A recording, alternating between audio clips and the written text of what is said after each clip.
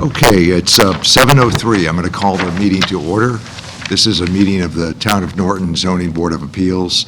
We have two items on the agenda. Both are continued from our last meeting in June. As you'll notice, we're missing a couple of our members. Mr. Wozniak was unsure whether he was going to be able to break away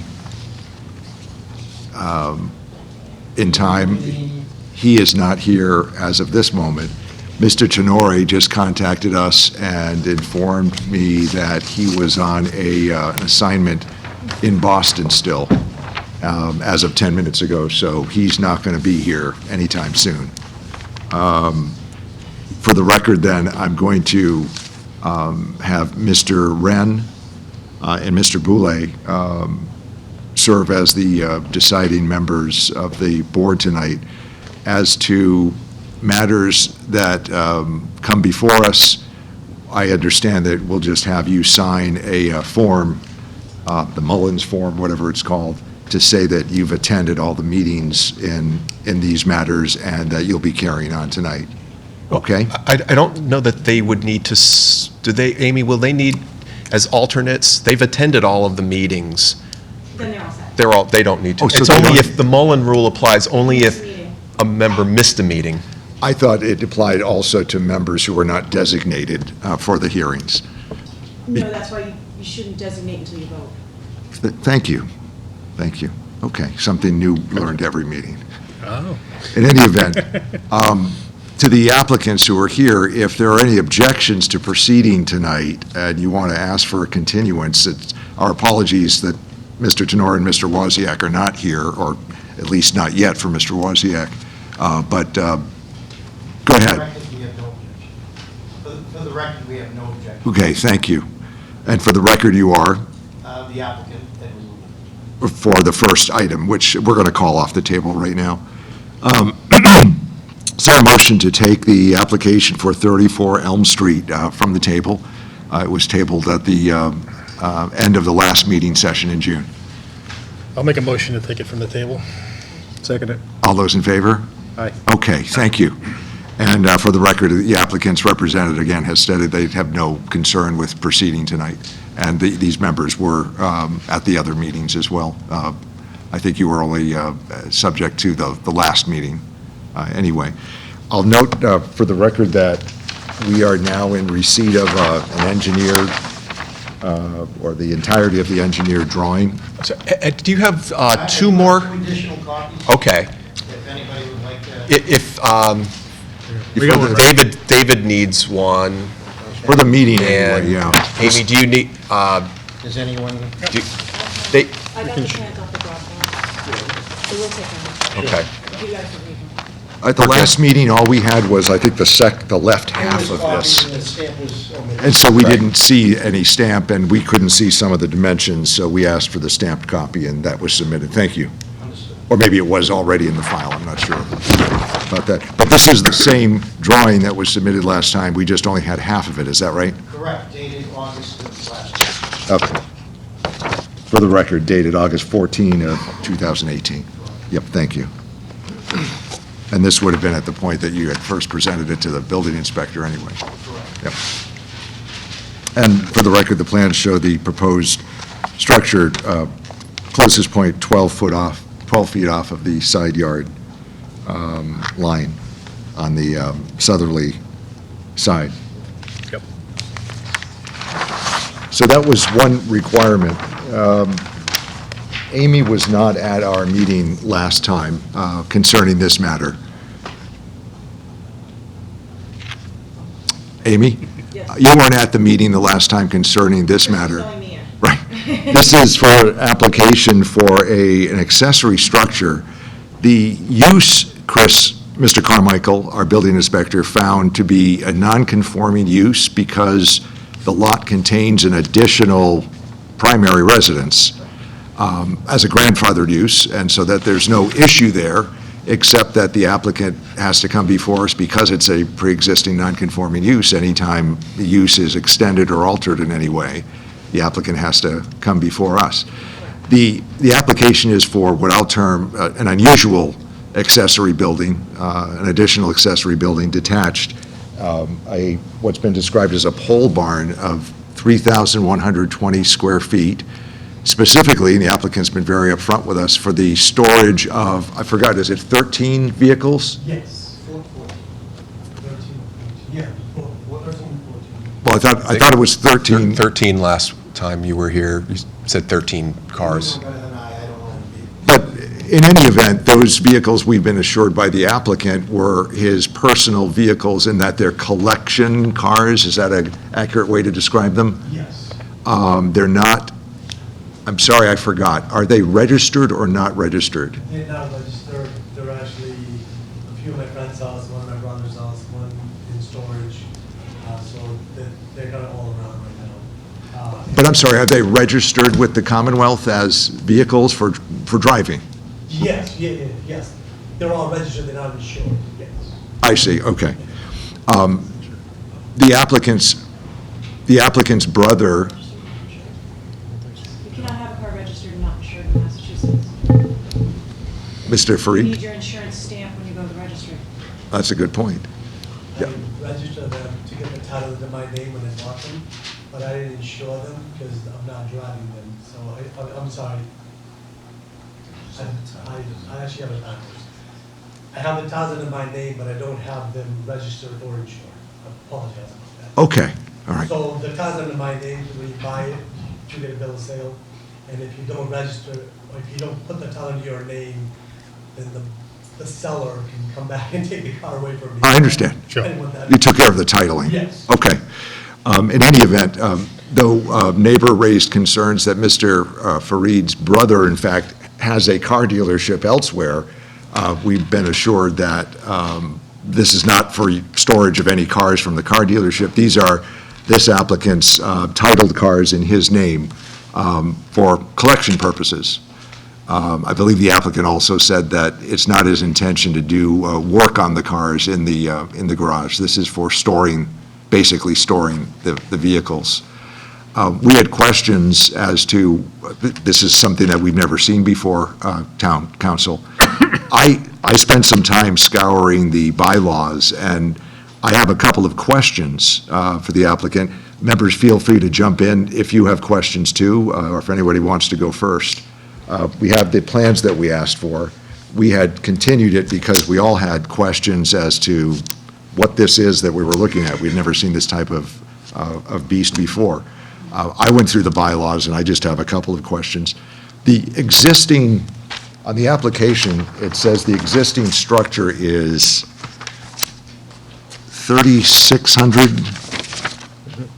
and something square feet. 3676. Thank you. Is that the main house, or is that the main house and the carriage house together?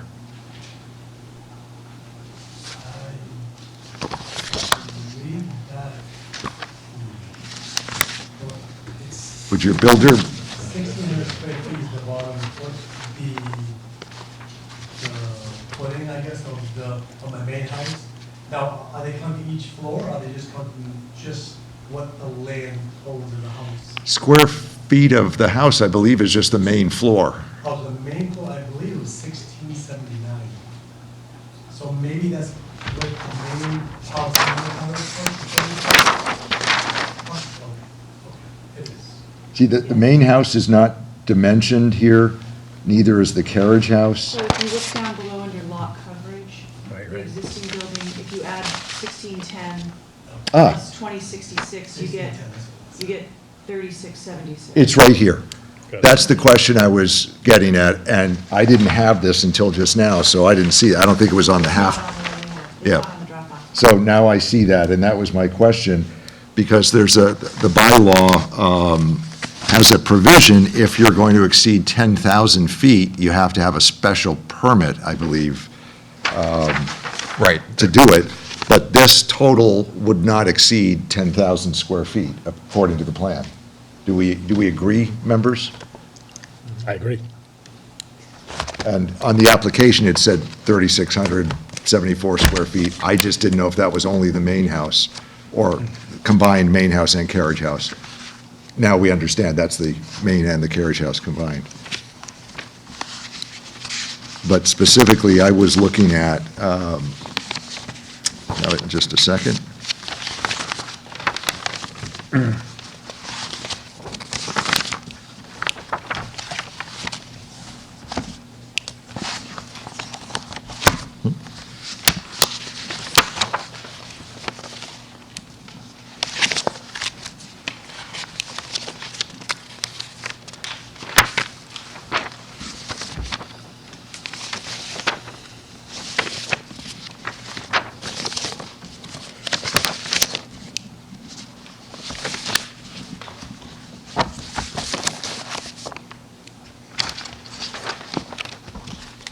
There it is.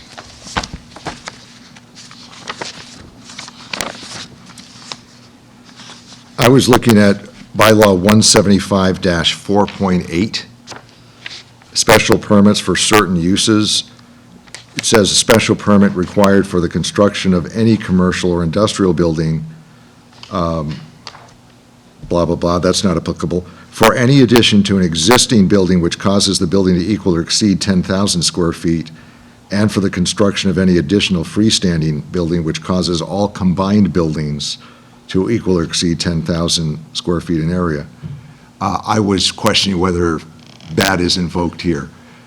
Lucas, at the last meeting, said something about a special permit being required. He was referring to a site plan. Site plan approval. Because the site plan, so one of the issues Lucas brought up last month was whether this would be determined to be a non-residential use. And if that's the case, the bylaw in Article 15 says if you trigger a site plan review if the building's over 2,500 square feet and over 10 parking spaces, which this building and the parking exceed those thresholds, but. What is the that question- bylaw section? I think it's 15.3, and if I'm right, boy, that's sad that I remember that. It is. Well, you're It's good. 15.3, letter B, but it's a non-residential use. I see. Oh, and this is under site plan approval. Yes. Residential use, 3 or more attached, no, B, non-residential use, 2,500 or more square feet of floor space. Right. Then the question would be whether this is non-residential use. I don't know that it is non-residential use. I don't think it, In the table of usage, is it listed anywhere? It's not listed. Right. Interior storage of automobiles. Well, the question, and Chris can certainly add to this, is a garage, or, you could look at it as a storage facility, I mean, that's going to be what we need to decide, but a use of this nature, is it accessory to the residential use, which is the primary structure? Right. 175-4.4 says, governs what's allowed by use.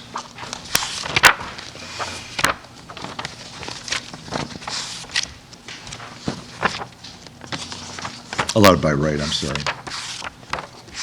4.4 is commercial uses. 4.2 or 4.1 would be residential. Correct, but I was looking at 4.4 Right. on page, looks like page 18, 175:18. The second box from the bottom, I wondered if that came into play. It says, allowed by right principal uses as enumerated in 175-4.4, but that's commercial uses with 10,000 or more square feet of floor area or 25 or more parking spaces.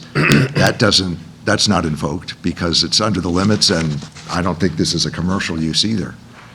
So again, I was scouring the bylaws to see if there were other limitations that we weren't considering. And aside from those two possibilities having been provided the plans, I just don't see them. Certainly open for discussion on this from members or council or Mr. Carmichael. So you would ask a question earlier about the use of this. This would fall under accessory to a residential use, a building. This would be considered a private parking, private garage. And if this building exceeds 1,000 square feet, which it does, it would need to be separated into 1,000 square foot sections for fire separation distance. So he would need 2 walls within this building. He would also need a hard floor, so any spills would also need to be pitched to a doorway. So for any, for oils, liquids, gasoline, oil. But those are building codes? Those are building code. Okay. Yes, for a determination on that, those are my concerns. So this would be considered a private garage, Yep. and an accessory building. Members, do you disagree with any of that discussion? Going on what No. you were saying, something like a gas oil separator, like in a commercial garage? No, it wouldn't be required. Wouldn't be It's not, this is still private, it's not a business, so that would not be required. But you would need a slab and a vapor barrier in the slab to catch any oil spills or gasoline spills, and then pitch towards the door. But that would be something that you would take care of, Take care of during permitting, yes. right? So that's not I don't think that's our purview to put those in any decision as well. Yes, sir? Just for the record, I don't think you'd object to having a slab. When you store cars, it's better to keep them on concrete than it is on the ground as a rule. So I don't think that would be any objection. But members, it seems like then our purview is limited to 1.5E, which is the addition within a non-conforming use, rather than viewing this as anything else. You know, I looked through the bylaws, you've looked through the bylaws, it sounds like, and I think this is an accessory use, as Mr. Carmichael is advising, accessory to residential. So because it's a non-conforming use, 1.5E comes into play. But then the standard is, you know, fairly straightforward under E or E and F, would speak to non-conforming uses.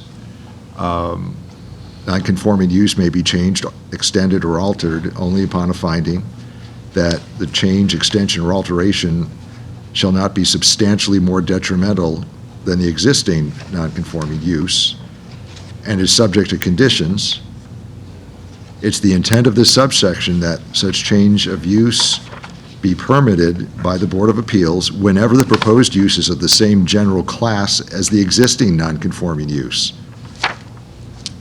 and will not significantly increase traffic, noise, bright lights, or other undesirable impacts on the surrounding environment. I think that's what we're limited to. Right. And I don't find, this is just discussion at this point, there's no motion on the table, but I don't find any of those factors to be impacted here. Now, I realize this is a larger than usual structure, and we can impose some conditions on this if we pass it under 1.5E, if we allow it, if we find this to be an acceptable non-conforming use. And I have a couple of questions as to size, but I think this falls within the exception of in 1.5E. I don't know that any of those factors are impacted. Well, when I think about We're it, going to get to other comments and questions in a minute. Mr. Chairman, when I think about environment aspect of that, it is 12 feet off someone else's property line. But, So, yeah, go in ahead. which we have I believe we have a concern was raised at the last meeting regarding that. Yep. But section F says non-conforming use may be expanded in size or scope within confines of the lot used therefore and to the extent permitted by the dimensional requirements for the district. And an accessory building has to be 10 feet off. This is 12 feet off at the closest point. Right. Now, I'm not saying we can't talk to the applicant about a couple feet, I don't know. Yeah. But that's what I'm throwing out there. It looks like this satisfies 1.5E. Question that I have for the applicant is the height of this building proposed? 31 and a half. At its peak, it has a for structural and aesthetic purposes as part of the design. At its highest point, it's 31 feet. So the wall closest to the property line is how high to the roof line?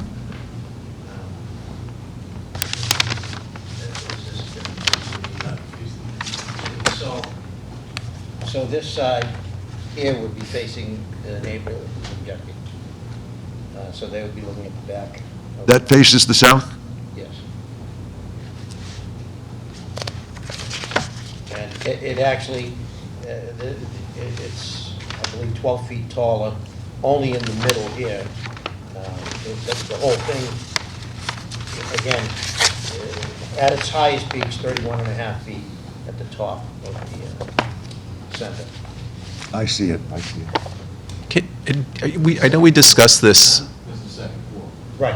And the second floor. and I know we discussed this last month, Ed, but can you explain why there was a second floor added? Well, if they didn't do that, they would have had to add steel beams for the structure. They wanted to keep everything wood beams. And they also did beef up the engineering to meet the wind, the 110 wind requirement. But according to the design, it's a kit. It's a pole barn kit by a barn company. And it's getting altered to look like the house itself, so it matches the lot. But they said by doing that, they won't have to put beams across the ceiling joists of steel. And that was the concern, keep everything. That law actually brought the price of the project up, and I asked to see if I could do it without the law. I think I stated last time, there's only so far you can go without the timbers bending and not against the code. You Yep. have to do steel. And being an older house and carriage house, I didn't want to do steel. So I wouldn't want a law. It's gonna be there for structural purposes, actually. It's really the main purpose of it. Okay. So it's something I don't want. There's not going to be, I think a question was raised, I think, Mr. Carmack wasn't here last time. There'll be no water inside, only going to be electrical to lights, that's it. Right. So it's not going to be resident, it's not going to be anybody living in there. It's just no water, just electrical, that's it. Other questions of the board at this time? I don't have any. Sir, could you identify yourself for the record? Yeah, I'm John Drobbins, 28 Elm Street. Okay. I'm the abutting property To the south? to the south. Yep. So a couple comments, where you're saying 1.5E is not finding it detrimental, I disagree with your finding. And some of the wording that you listed in that bylaw, that it's a matter of opinion on how if it's detrimental, I find it to be detrimental. I find it's the sheer size of the building, and its size is detrimental to my property. So you are going to change the look and feel of the neighborhood. You are going to change property value based on 3,100 square foot building abutting my property. And my second comment is, if we do move forward with this and you do approve it, you are setting precedent for the neighborhood. So I have 6.5 acres. You're setting precedent that I can also put up 4,000 or 5,000 square foot It- building. So I'm just saying, like, all right, so he puts up his 3,100 square foot building, maybe I'll put one up right next to it. And that'll look great for the neighborhood. The board certainly appreciates your concern for the aesthetics. My point was more limited. 1.5E says a non-conforming use may be changed. Whereas other parts of the bylaws speak of a non-conforming structure, this is the non-conforming use that's being extended. And the non-conforming use is actually a second residential use. So this isn't adding to the non-conforming, to that non-conformance. So how many structures can you have on one parcel of land? It's not a question we can answer. Right, we have to come to the board to get approval for additional structures on a property, because the current bylaws state that one primary residence and one additional accessory. Well- It's a little bit bigger than an accessory building. This is different, though. It's a pre-existing non-conforming, so it's not even considered an accessory apartment. It's considered non-conforming second residential unit on this lot. That's what Mr. Carmichael found, So, I mean. correct? There's two primary structures. The former carriage house was converted into a second residence, so there are two primary structures, and that's why we consider it a pre-existing non-conforming.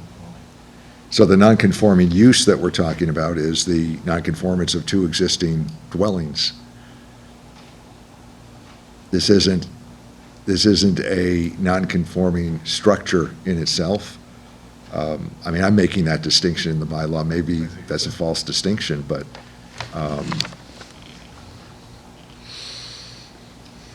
the applicant is not saying, I want to make the carriage house 3,100 square feet larger. Right. This is a separate consideration, in my view. Counsel, do you hear anything that we're talking about that rubs you the wrong way as far as our interpretation of the bylaws?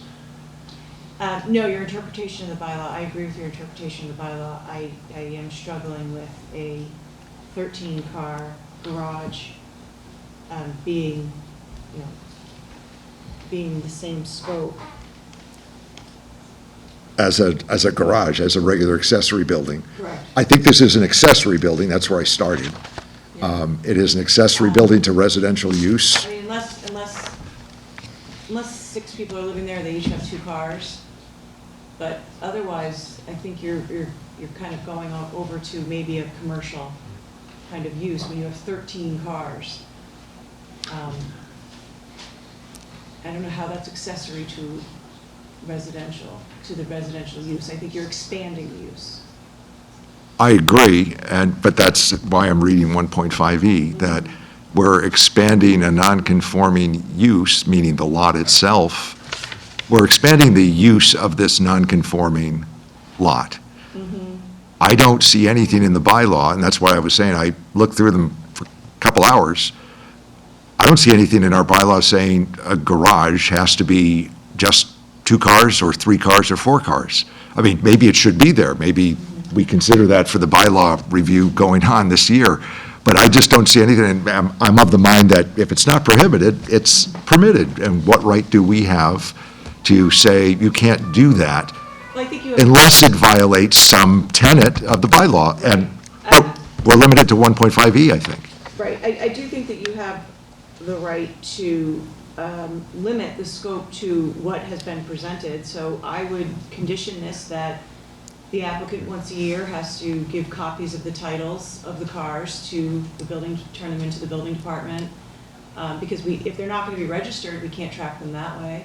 So how do we know that those same 13 cars are going to be there? How do we know that the cars are owned by the applicant, by the property owner? So there's got to be some way to track it, because this is being presented as accessory to the homeowner, that he owns all 13 of these cars. As collector vehicles, right, So right.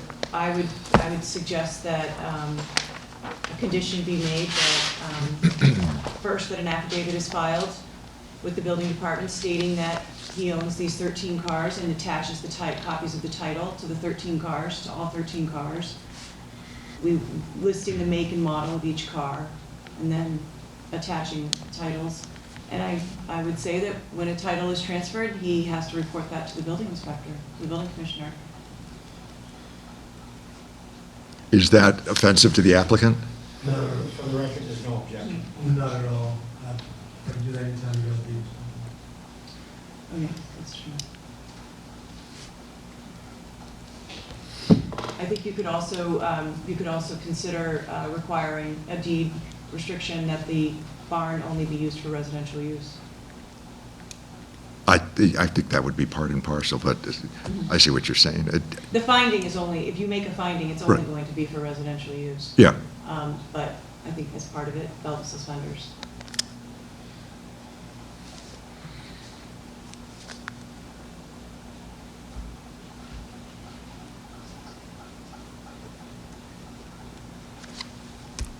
under 1.5E, the use can be changed, extended, or altered only upon a finding that the change, extension, or alteration is not substantially more detrimental than the existing use. That's subjective, but then it gives us standards. And is subject to conditions as the board might impose. It's the intent, here's where the standards come in. It's the intent of the subsection that the change of use is be permitted whenever the proposed use is of the same general class as the existing nonconforming use and will not significantly increase traffic, noise, bright lights, and other undesirable impacts. That's where our judgment comes in. Is this the same general class of the use, a non-conforming use of 2 residents and storage of cars? Is that the same general class? Because I think it's a residential use, so my reading is that it's the same general use. I think the judgment comes in as to whether, and it is judgment, it is a judgment call, as to whether, this is, would significantly increase traffic. Now, the cars aren't coming in and out, noise. I suppose one would be started now and again. Bright lights, there's no illumination issue here with a, contained garage. And other undesirable impacts on the surrounding environment. The neighbor, the abutter is saying that this is going to affect the, perhaps property value, I suppose, the atmosphere. He's not going to have as good a view from his property. But is that a factor that's within 1.5E? I don't see it. So what about 4.6, prohibited uses? Sorry, 4. 175, 4.6, prohibited uses? Yep, Any use that would be more harmful, detrimental, hazardous, offensive, or tend to reduce property values in the district where it's located. yep. I was getting hung up on that sentence, but not knowing if we really could apply it. Where, yep, any use which is or would be harmful, detrimental, hazardous, offensive, or would tend to reduce property values in the district where it's located by reason of excessive dust, dirt, glare, odor, fumes, smoke, refuse, noise, vibration, electric or electronic interference, air or water pollution, danger of explosion, radiation, fire, or any other reason is hereby prohibited. I don't think we have any evidence of any of those factors. Again, I did look at that as well, and And the only thing that one clicked in my mind, danger of explosion, you're storing 13 cars inside a structure.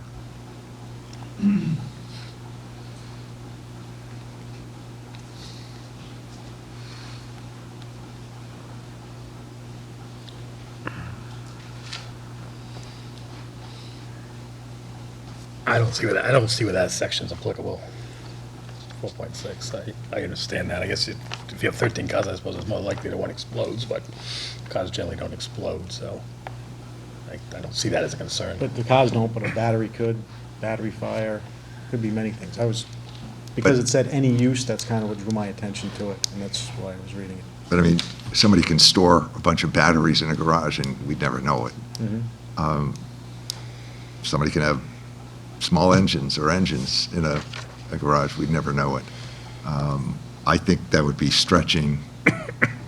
I think that would be stretching it. I mean, I looked at it too, because that's the general catch-all. But again, it gives factors there, and I think these factors are clearly set out to mean if there's something so unusual out there, I don't know, a chemist who's doing experiments in, 50-gallon drums on his own property, I think something like that, I could understand coming in under 4.6, but it's the storage of collector cars, I think that would be a stretch.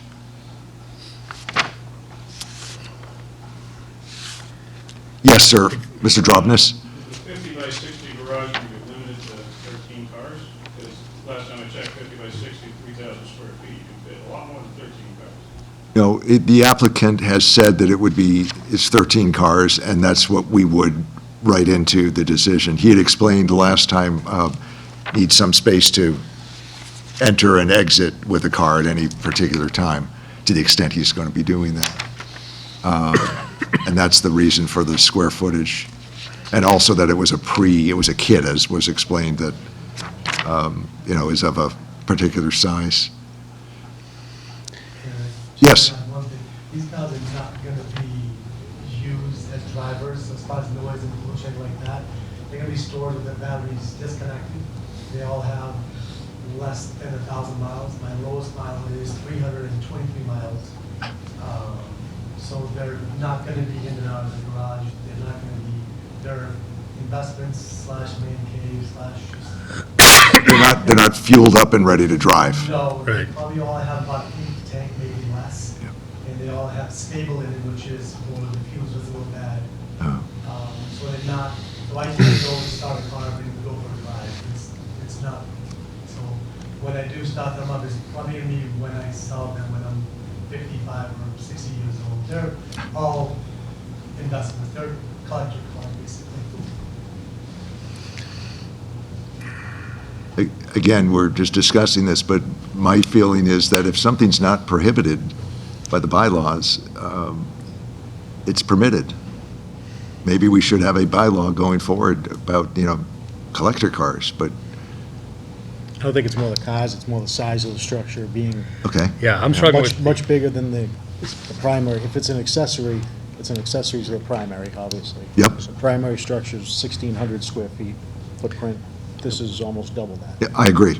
That's where I'm kind of getting hung up on, and with the sentence in 175, 1.5E, alteration shall not be substantially more detrimental than the existing. Substantially more detrimental to who? The abutters, to the community, to the people it affects the most are the abutters. Right, I would agree with that. That's where I'm getting hung up on, the size of the building and it being more detrimental to the abutters. Even though there was an abutter that, I believe was here last week, that he was for it. I Right. don't remember the gentleman's name. Another neighbor was for Another it. neighbor was here, he Yep. was for it. That's where I'm getting hung up. Yeah. I agree, except that then it goes on to say a use should be permitted that will not significantly increase traffic noise, bright lights, or other undesirable impacts. And again, those factors, I just don't see Those as aren't coming into happening. play. So again, maybe the bylaw should say, well, we do have a restriction on size. That's the first section I was citing, saying if buildings add up to more than 10,000 square feet, you need a special permit. This is within that. This is within that measurement. So the bylaws have spoken about, building size on lots. There's another section that says buildings can't be more than 16% of the lot size. I did the math. This is a big lot. 16% is a lot higher than what these 3 buildings are going to cover. So, the bylaws account for these things. Maybe the standards should be different, but they're not. It's the old, are we here to enforce the rules or to make rules? Right. I just don't know that we're here to limit what somebody can lawfully do on his or her own property, unless there's a basis for doing so. 1.5E gives us some judgment and some, leeway. That's what I'm struggling with, the literary interpret of it or how much judgment. well, right. And there's the other part of the last sentence, and other undesirable impacts on the surrounding environment, which is obviously very subjective. Agreed, excuse me. But a 31 and a half feet structure, 10 feet off a property line, 12 feet, but yeah. 12 feet, I'm sorry, 12 Yep. feet, to me is a detriment to that environment, meaning the neighbor's yard, who has to now look at this building.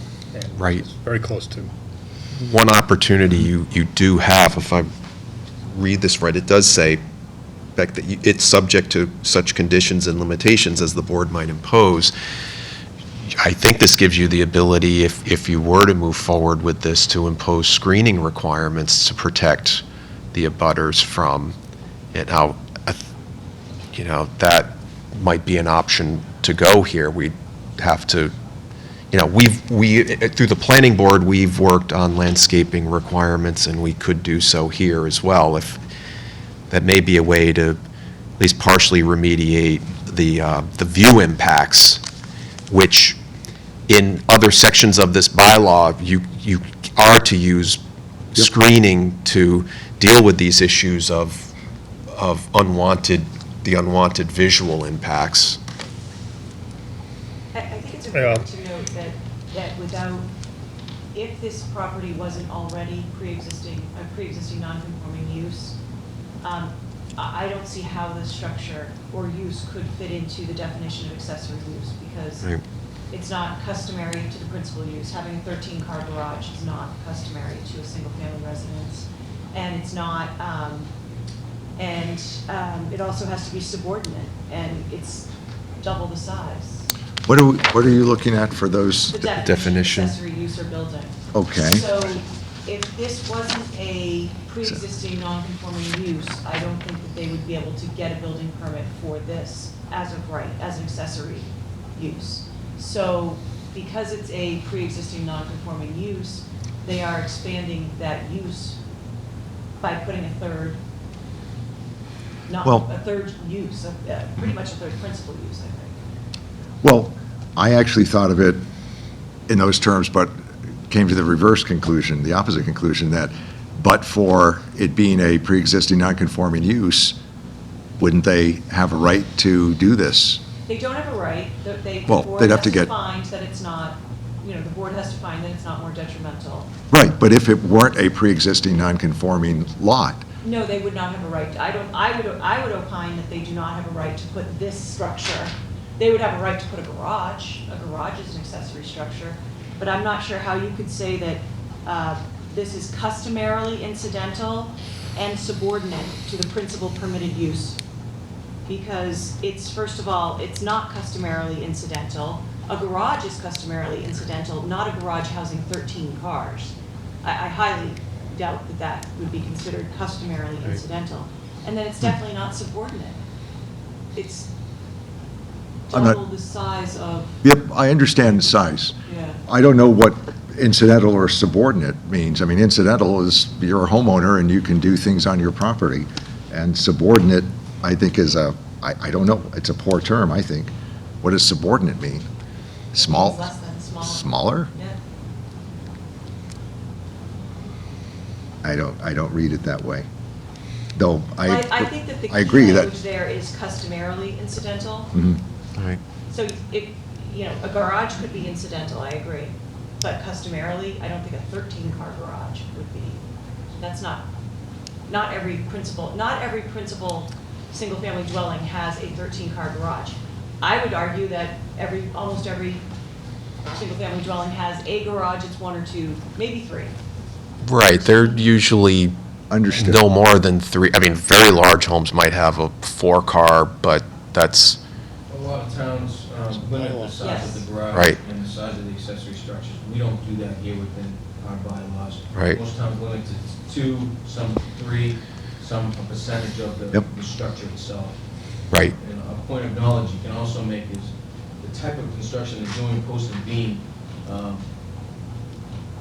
the 2 stories that they're going up, it can be done with traditional lumber, wood frame, and the clear span can be made with trusses to make it a 1-story building. So this does not have to be 2 stories. Just to push back a little bit on accessory use definition, it says a use or a freestanding building customarily incidental and subordinate. I mean, I think the use is a garage. It's a storage of vehicles. Again, I think that can be read both ways. But here's a practical question, counsel. This would require a finding under 1.5E. It's a 3-member board. It has to be a unanimous vote to approve. Yeah.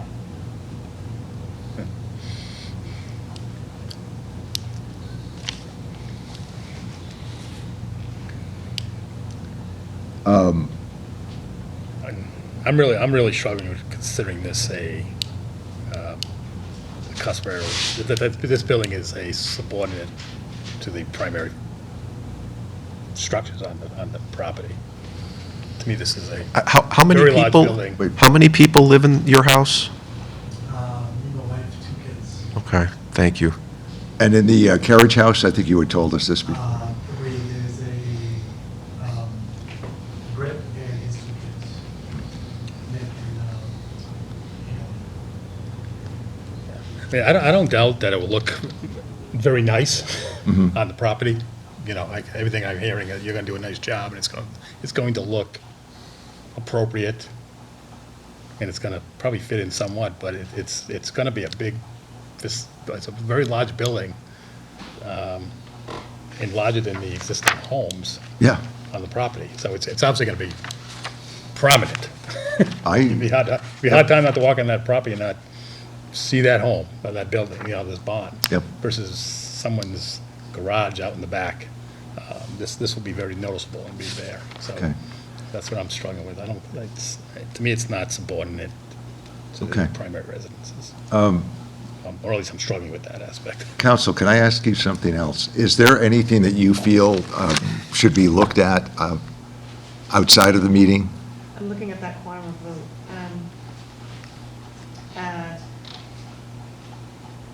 No. Legal questions, I mean. Just the, no, I would just, I think that Paul's idea of screening is great. I think that if at any way it can be reduced in size, it should, since the use should only be for what is needed.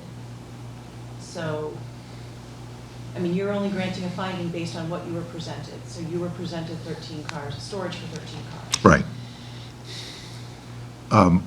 What I'm suggesting is, what I'm hearing is that the board is not going to unanimously approve this if it comes up for a vote right now.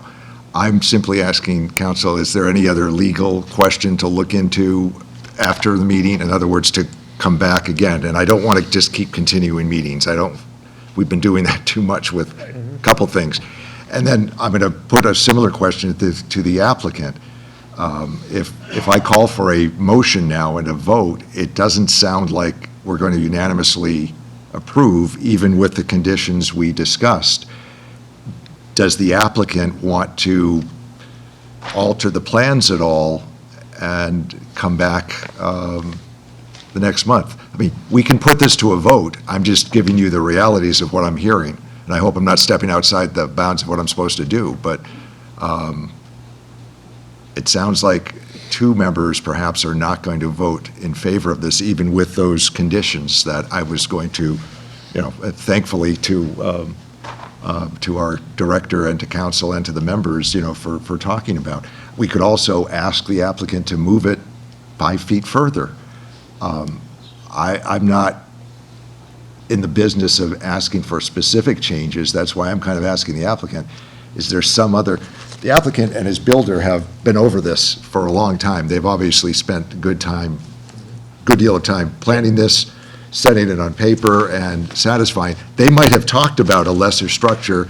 He doesn't have to tell us that right now. I'm trying to give them the opportunity, if they want, hearing what they're hearing in the board discussion, to resubmit something for consideration. And in asking that, I'm not suggesting that the resubmission will be okay.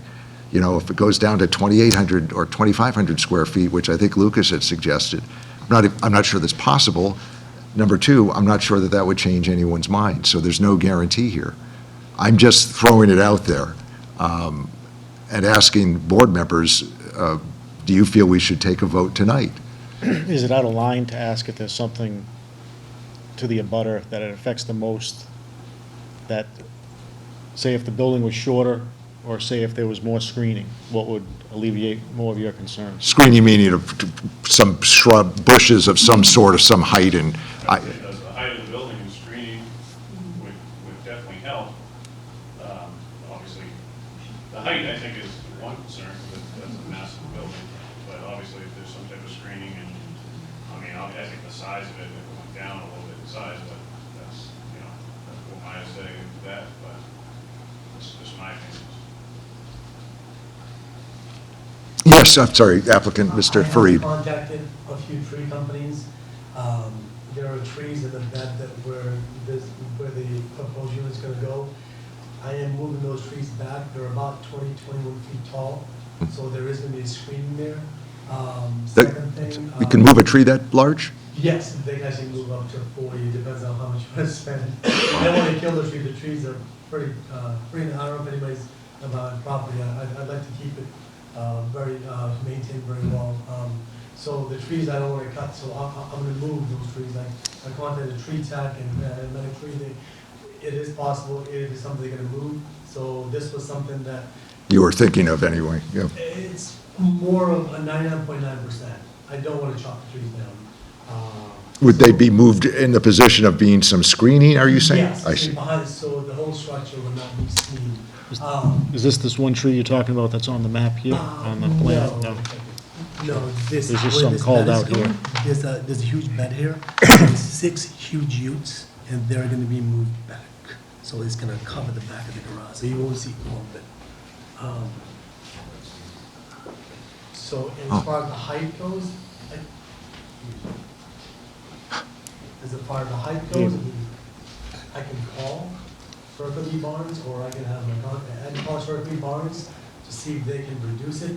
Like I said, I don't need the upstairs, the main reason that's there is just structural purposes only.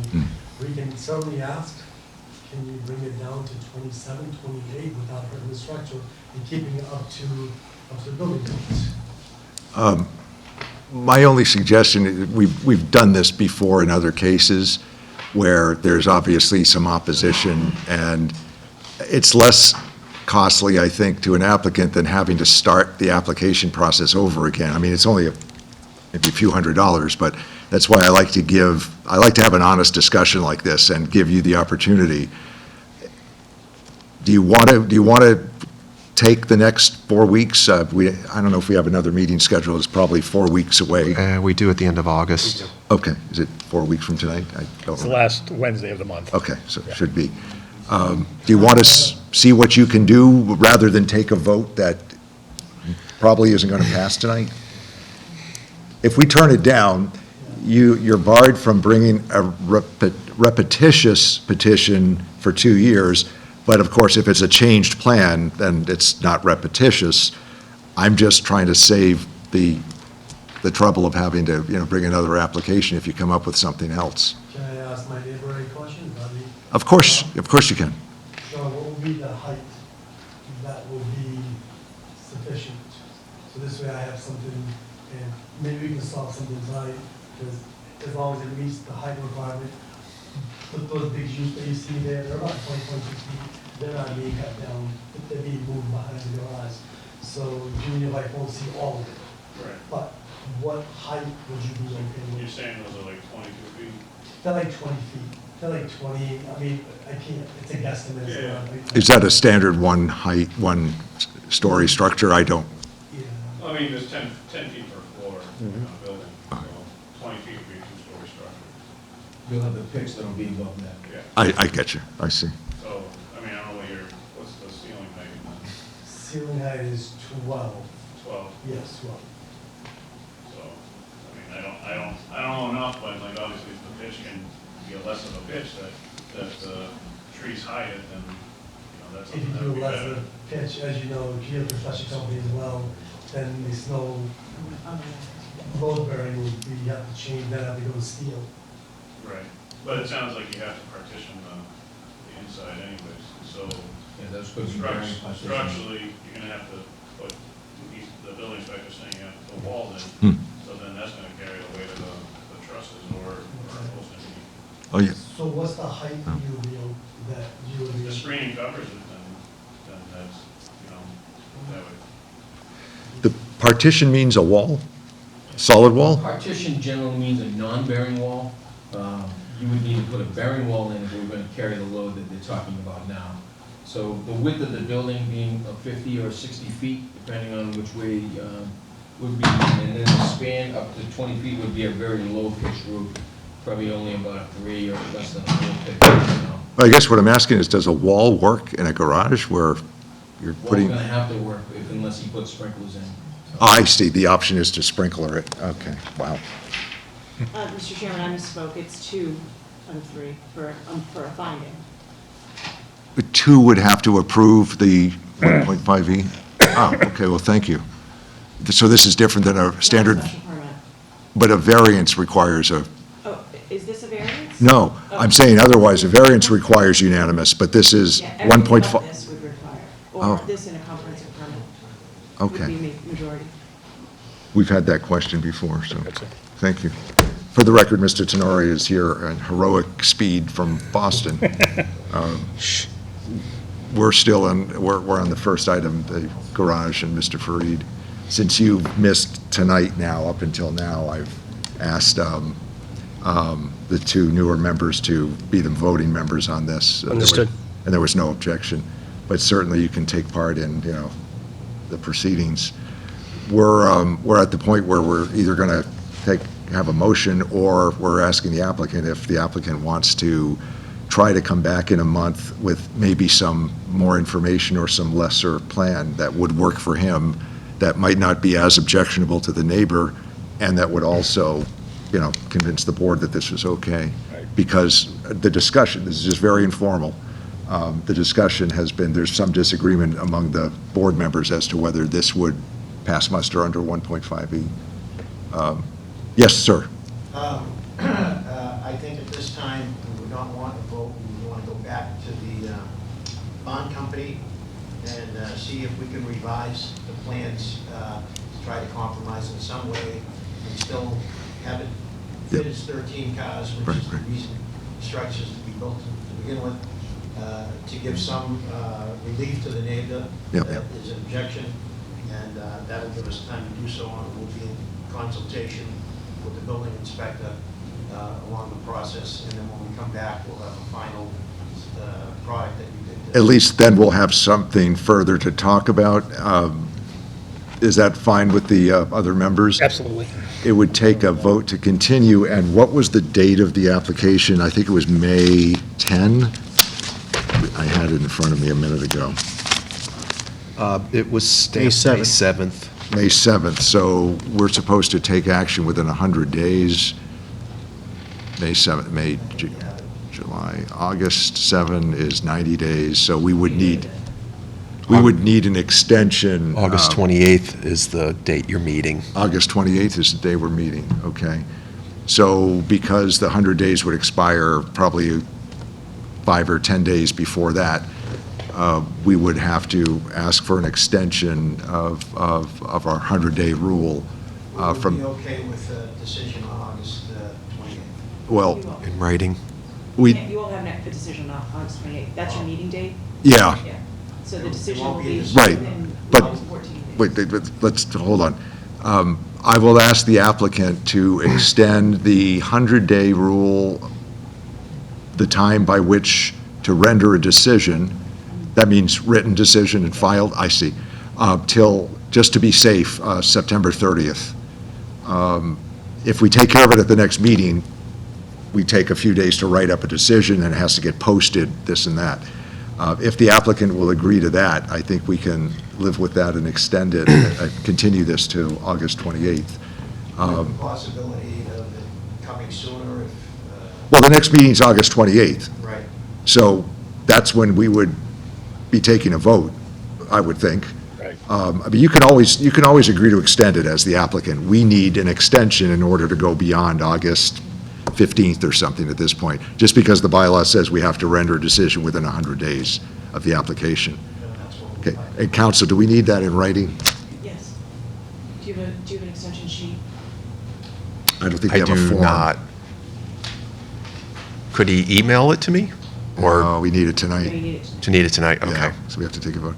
Council's just going to jot this down, okay? That's just to give us the time to have another meeting, make a decision. Right. And write the report. And write up a decision. Right. That's why I'm suggesting September 30th. We should also probably get it a week in advance, not the night. If there's any way, if there are other plans, Possible. submit them as soon as you can. Again, if it comes down to August 28th and you say, wait, I have something really good, I just haven't been able to get it on paper, you can ask us to extend it again. We just need permission. We need to work with you to do that. That's all we're pointing out now. Yeah, 7 days. if that's possible, 7 days prior, Like you said, 3 weeks. okay? I think the issues are all pretty clear what we're talking about. I mean, the footprint might, change or might not change, and I don't know if you could move it or not, or if that would affect the screening or the neighbor. You're free to act or free to talk things out.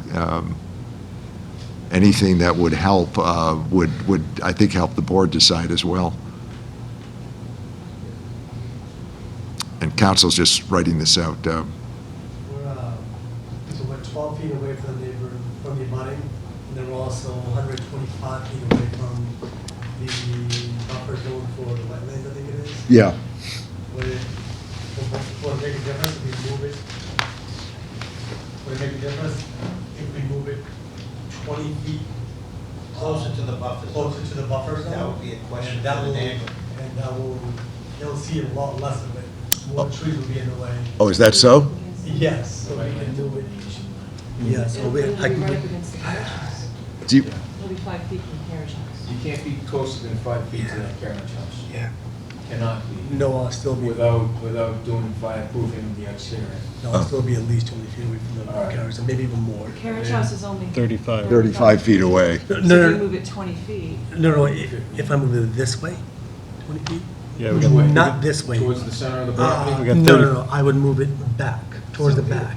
you're Towards the only buffer 35 line. feet. Oh, I got you. So if you're gonna move it 20 feet, then gives you 15 feet, so you'd be okay with codes. And then don't go past the 100-foot buffer line Okay. of the way.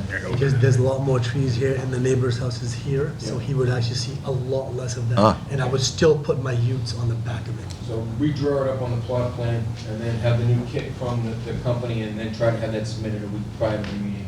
And we'll- Now, if I were to move it, if you don't see a lot of it, John, would the height be an issue at that point? Because if I move it further back, Talking about moving it away from the road, yes, back. more trees will be in your way, so you'll see more trees. I mean, you might see a glimpse of it because it is, but it won't be right there, I mean, because if I go back to the plan, it's just, time is time, but it's gonna be a ton more money. You get replans, redo everything, and more surveys and stuff like that, which I may have to do a survey anyways, move back, but the drawings is a lot of time for them, it's almost like a. I'm sure we could work with the existing plot plan, and Okay. then just take the size from the company, they have certain sizes that you're gonna be working with, right? Kits, we can take that position on the plot plan and work with you, I'm sure. Okay. And if it's Move it back 20 feet. moved sufficiently for the neighbor to be less impacted, might solve a couple problems. I don't know that. I'm just suggesting that these things can all be done within the codes and within the regs, of course. So do we have a signed, Yes. and I'll just take it, we have to vote on that, to accept that. If you could pass it down. Snail mail. Actually, it's pretty fast. So we have a document dated today, July 31st. Just hold on one second. The applicant and owner of 34 Elm Street, ZBA file number 119-17, hereby extends the ZBA's time to act on the application to September 30th, 2019, signed by both the applicant, I think, and his builder. Is there a motion to accept this and to continue this matter till August 28, 2019 at 7 PM? I'll make that motion to continue it to August 27th, 28. 28th, 28th, 7 PM? 7 PM. And to accept the extension. And to also accept the extension. Is there a second? Second. Okay, with that in mind, before we take the vote, we're asking that any new plans be given to us, if you can, a week before, just realizing that time constraints for Mr. Carmichael and board members. But I appreciate the concession, the cooperation, and the comments of the butter, who has genuine concerns. I hope you understand our limitations, too, and what we have to work with. With that in mind, all those in favor of the continuation, say aye. Aye. Aye. Okay, we'll be back in, on the 28th. Thank you. Let us know what you're coming up with. Thank you. Thank you. I'll give that to you for the file. Yep, I'll scan it. See what you missed? Sorry about that. No, not at all. You explained you were up in Boston on a mission, so Yeah. enough said.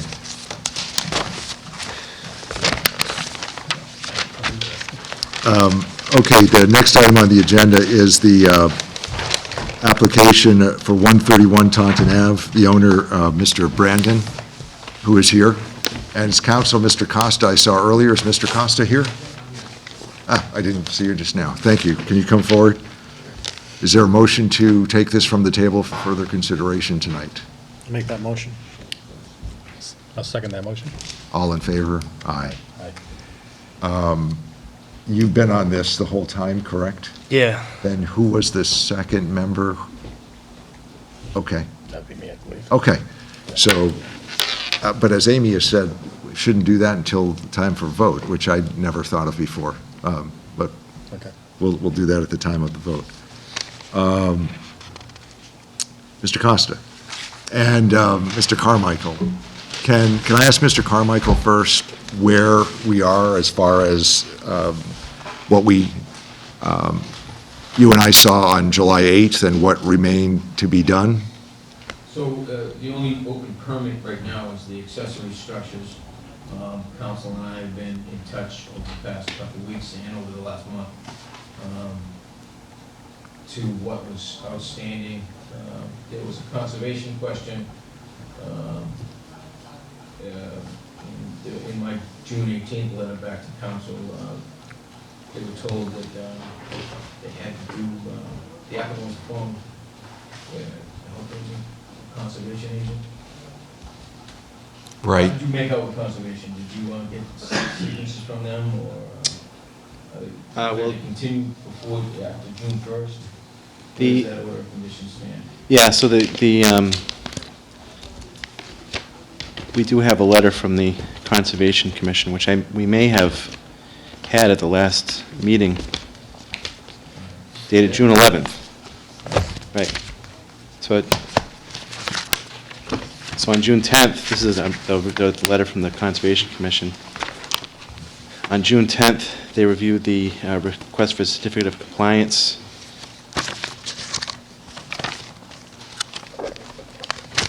Excuse me, I'm looking at the wrong item, but- Extension to the wetland permit that Right. expired in July 29th. So basically, where it stands with conservation is that he has done all the work necessary under that order of conditions, and they extended, just for monitoring over the next 3 years, to make sure that the wetland replication is successful in terms of monitoring for the non-native species and that type of thing, so.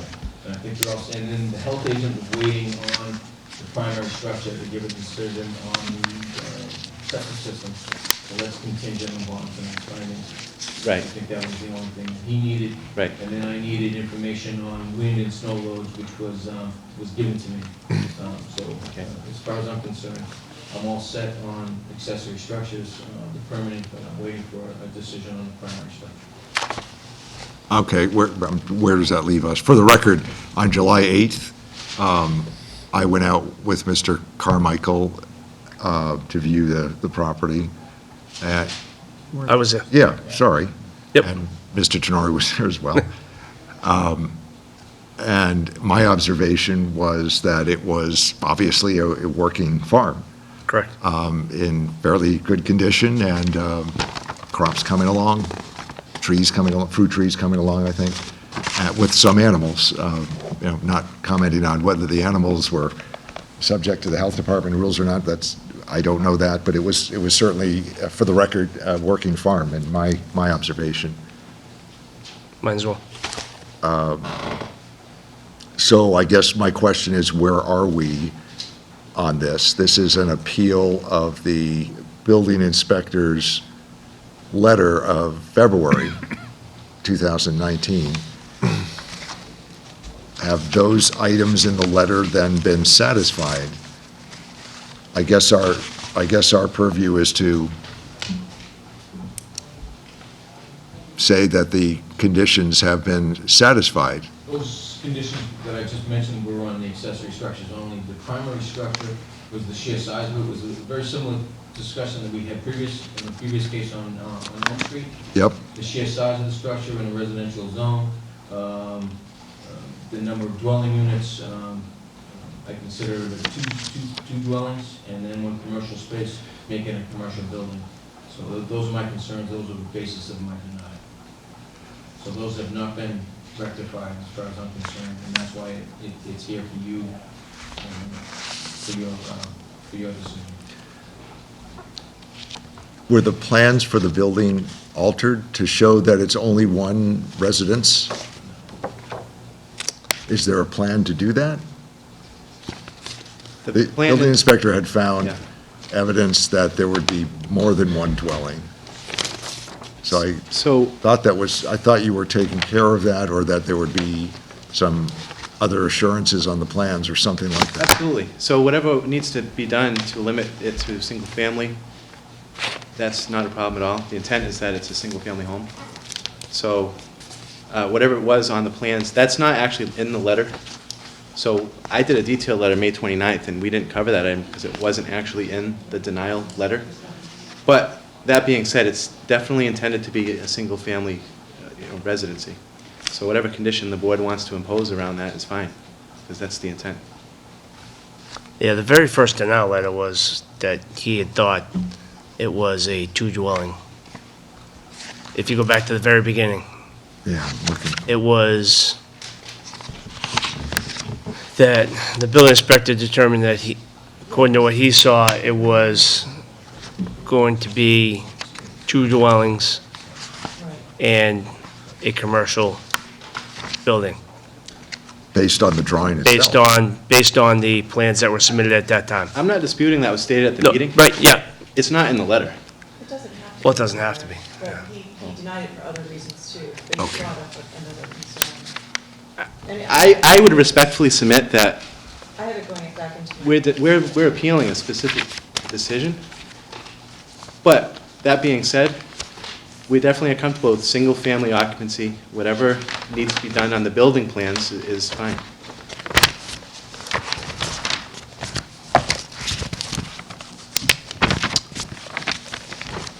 Do we have the original letter that I can reference? February It's a non-issue because if they go to, if you determine that this is agricultural, that they can have a building that size, when they go to Chris to use the same plan and it shows two dwelling units, he would then again kick it back to you again. So, I mean, just because it wasn't in the original letter is of no consequence. Okay. I see. It's saving, what you're doing is you're saving the applicant time right now. Right. This is the original letter. February 20th, Chris?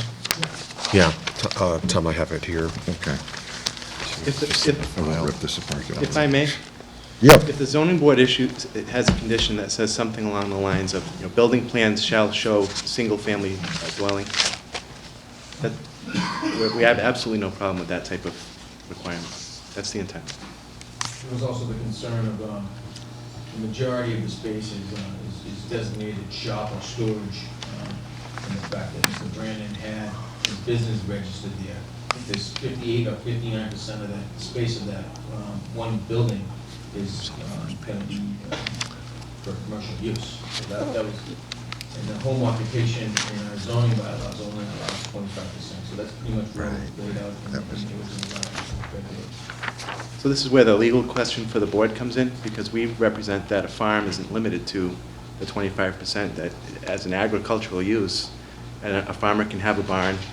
Zoning bylaws don't limit the size of a barn. And so, again, we've represented that this is not intended for some prohibited commercial use. It's for the farm. The board's seen the farm, so that's our position. So there's a couple things under 48, Section 3, the exemption. First of all, as I've explained before, the burden is on the applicant to show that agricultural use is the primary use.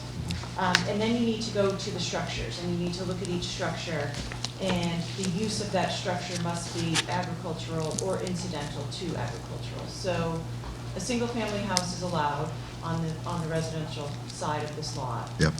And so it's the 59% that's, of this building that will not be used as agriculture is what you have to determine.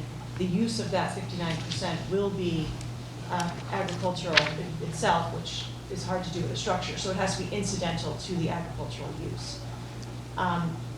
Furthermore, there could be an issue with the building code, as the building commissioner pointed out, that if we're gonna consider the 59% an agricultural building, the building code doesn't allow human habitation in an agricultural building. It- And that, you have no say over the building code. But that's interesting. Say that again? I'm Yeah, not, no, Building we hadn't code, heard it's- that. It's in his letter of June 18th, and it says June that, June 18. a structured, agricultural building, a structure designed and This way. constructed to house farm implements, hay, grain, poultry, livestock, other horticultural products. This structure shall not be a place of human habitation. So you need to find out exactly what this 59% is going to be used for. Okay. I did not remember that And, limitation. That was a letter sent from myself to Attorney Costa. Okay. I don't know that I have a copy of the board on that. I think it's okay. Well, I think we have it. I remember the date of the letter. I don't remember that feature. So, So we're back to the same plans then again. And we have to satisfy ourselves, I mean, so the lot is a working farm. The applicant is saying that this structure is going to be used incidental to a working farm. How? We're getting to that, yeah, Okay. I agree. But now you're saying that if it's used as incidental use to a working farm, it can't be a residence also. If it's going to hold hay, grain, poultry, livestock, or other horticultural products. So we need to know what the use of that 59% is going to be.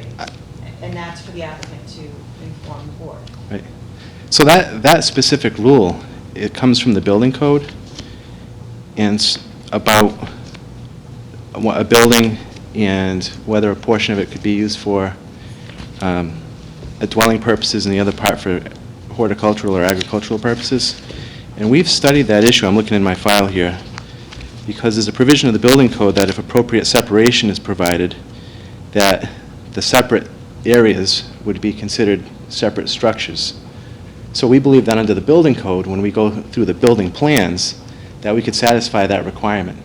Because there is the section that refers to a building, but then there also is another section of the code that refers to separation, so that different uses can be separated from each other and considered separate buildings for purposes of the code. So do you plan on storing horticultural? That's what we've been representing this whole time. No, I thought it was, I have in my notes that it was for machinery. I thought it was I equipment. thought it was tractors. I Right. thought it was equipment. That's what I have in my notes. I Oh, have nothing I- about storing of horticultural, or products. I don't have, No, I agree. I thought it was small equipment. Right. Right, it would be for supplies, equipment, items relating to the agricultural use of the property. There are many temporary structures on the site now that if Mr. Brandon had this building that he wants to build, he would be able to move items into the new building. Right now, he's really hampered because he has his farm. He has really no permanent structures that are appropriate for what he's trying to do. So he has tractors, he has other equipment, he has items in storage. He's going to have,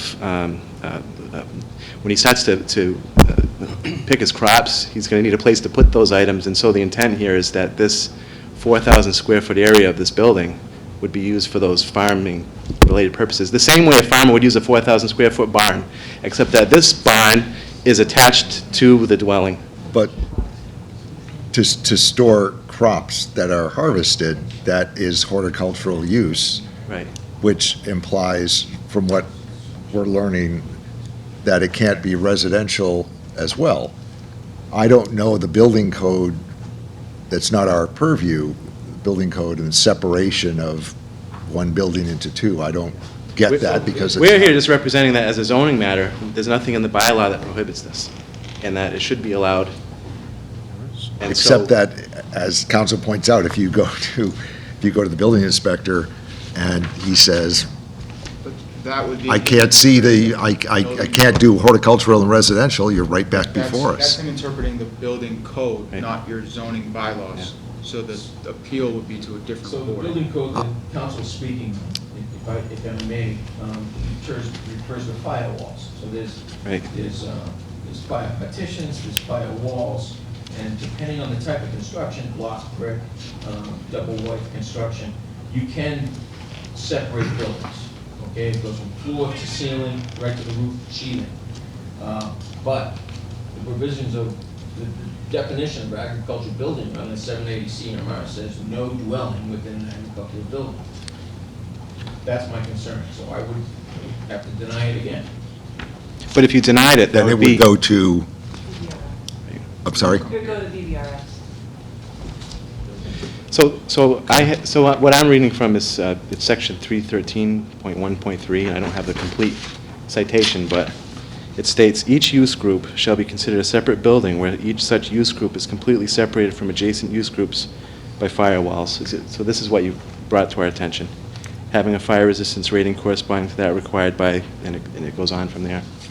So, So a firewall, again, made out of block and having a 2 or 3 hour rating would separate the building. But I don't know how you I don't know how you get around that. I don't know how you meet the definition of agricultural building. That's my concern. But I think it's important for the board to know what will be stored there. So there was mention of tractors, there was mentions of equipment. What are these how many tractors? What is the equipment? this isn't fair. Well, I mean, that's wait, not wait, even a wait. fair question. It's You've not. got to address the. When is a farmer ever required to produce that detail of information for how he uses his barn? Because When it can change over time. When you're claiming to be a farm. it's a You residential, visited the site with your own eyes. I sure You did. saw the acres that he cleared, the Yep. acres that was planted, the animals on site. You asked a gentleman to create a working farm without being able to have a barn. He did that. Now when he goes to harvest, he's at more of a hardship than he already is. He has complied with everything you've asked him to do. We Put didn't blood, ask sweat, and him- tears into farming. council, we didn't ask Yeah. him to create a farm without a barn. He came to us saying that he wants to farm there, and he wants to put up a massive structure that would be that will be a barn. Wait, don't, please. That will be used as a barn and as a residence. The building inspector found evidence that there could be multiple dwellings there and didn't like it, and didn't like a number of other factors. But we didn't ask the applicant to do this. He's coming to us under the bylaws to say, here's what I want to do. If I may, my only point on that is that for any type of use, whether it's a mechanic's shop or a farm or an attorney's office or whatever, I mean, this is a representation of the use that's going to occur, the type of equipment that'll be there. But if the question is, to have an itemized list of, to a level of detail that's really just, I'm not even sure what the purpose of that is. If we have farming equipment that's on the site, a farm that's in active use on the site, we have crops that are being grown on the site, the board's seen those items, and we're representing that this structure would enable him to store what the board has seen. So you've seen the equipment, you've seen the crops, you've seen, the supplies that are there, and these things change seasonally with a farm, and they've changed depending on the types of crops that are grown, and maybe from year to year, a farmer sells one thing, gets another thing. So we're just submitting that there's really, I respectfully submit there's no reason not to believe that testimony. I mean, it is what it is. Just like a mechanic, he might have, a lift, different types of things, but if he changes the types of cars he's working on or whatever, those things are subject to change. So we're representing to you that it's a farm. The equipment in there is going to be for a farm. It's not for WMB construction. I don't know if the board went through my letter in because I addressed some of these points in detail in my May 29th letter about, what the building inspector referred to tonight, that the business is registered with the Secretary of State's office at 131 Taunton Ave. We explained that Mr. Brannon, he's the resident agent, and he's there. That's what his corporate filings show, but they don't represent that his business is at that address. We provided a letter from the individual who owns the property in Taunton where his equipment for his construction business is stored. Yep. It's not a contracted storage yard, you've seen it. That was another reason that the building inspector gave. We respectfully submit that this isn't home occupation, this doesn't fall under section 4.4 of the zoning bylaws. A farmer's not limited to 25% of the floor space of his dwelling for the size of of a barn. That's not what the bylaws say. I don't believe that's the intent of the bylaws. And, you know, if it wasn't in the letter, we respectfully submit that the initial denial wasn't based on multifamily use. It came up after the fact at the hearing, and we've addressed it. You know, we'll amend the plans whatever way that satisfies the building inspector or the building code to make it a single-family use. And, you know, if this was a detached barn, you know, a 4,000 square foot barn really isn't that unusual for a farm. And to attach it to a dwelling, I mean, that, in the old days, you'd see that all the time, a barn with some kind of a breezeway or, you know, attachment to the main dwelling because it's easier to go out there, and especially in the winter or when the weather's bad. It's really not unusual for a farmer to have a barn that's attached in some fashion to his dwelling, and I don't think the zoning bylaws of the town of Norton prohibit that respectfully. So, you know, that was the basis of the appeal. And, you know, we've come to additional meetings, and I state this with due respect, but when council suggests that we need more, there's more of a burden of proof, I think that we've provided you with the information. So if we take all the equipment that's on the site, and then we itemize that and provide a list, nothing will have changed. We've represented to you that that's what it's gonna be used for. You know, and also, it's a 4,000 square foot garage space. For a list. I was asking what was going to be stored in the building, because that's what you guys need to know. So will it be trucks? Will it be tractors? Will it be equipment? Will it be products? That's what you guys need to know is before you make your decision. So- And the burden is on the applicant. I agree with that, but the intent would be that basically all of the above. You know, whatever he needs to use that area, that space for the farm. Tractors, the equipment to, you know, plows, there's various items of equipment out there. But you said trucks, so that's not equipment. That's what I'm saying. Right. Will there I don't know what the difference between a truck is and other equipment. Is I mean, his personal vehicle going to be stored in there? it could be, it's his home too. And so, How do you separate that? well, we submit that there's really no reason to. Residential is allowed by right. Right. Agricultural is allowed. And so if a portion is used for agricultural, a portion is used for personal, if Mr. Brandon, the truck he drove here in today is his personal vehicle, if he parks it in his own garage on his own property, I don't see where that is And what about an issue. commercial trucks? If it's for the farm, then that shouldn't be an issue either. So are there commercial trucks for the farm now? No. Because when this came to the board, it was a construction yard. So I think it's important for the board to be aware of what's going to be stored in there, that it will be incidental to the farming use. And our position on the construction yard is that it wasn't a construction yard, it was a construction site. I mean, Mr. Brandon built a road, he cleared a lot of land. It was realistically a construction site. And so that's the reason for the dumpsters and the other equipment that was observed at the time. Loans and lifts are used for construction. Well, they can be used to cut trees. I mean, he had to cut trees along that whole entire, you know, length of the road. So this structure has 3 garage bay doors. Four. 4? One on the opposite side. Oh, thank you. The plans we have in the file, depict what's planned. Oh, yeah, thank you, I see it. One thing Mr. Brandon mentioned to me when we were out on the site visit, he actually showed me the plans and showed me how he's laying it out on the property. It's designed in a way to be situated on the property to maximize sun exposure, because he does intend to have solar panels on that roof, so that it would be, more of a self-sufficient green type structure. That is another aspect of why it's designed the way that it is. He's taken that into consideration with where it's going to be situated, how the Okay. roof's going to be pitched, to maximize that sun exposure. So, at this point, I'm not sure what we do about what Mr. Carmichael's pointing out about the building codes and the separation. That's not our issue. If Mr. Carmichael turns it down for that reason, turns down a plan for that reason, it gets appealed elsewhere, not to us. I think we have to decide if the applicant has satisfied the concerns that building inspector had raised to us initially. I have some concerns about the design of the building because it's massive structure that has residential and farm use.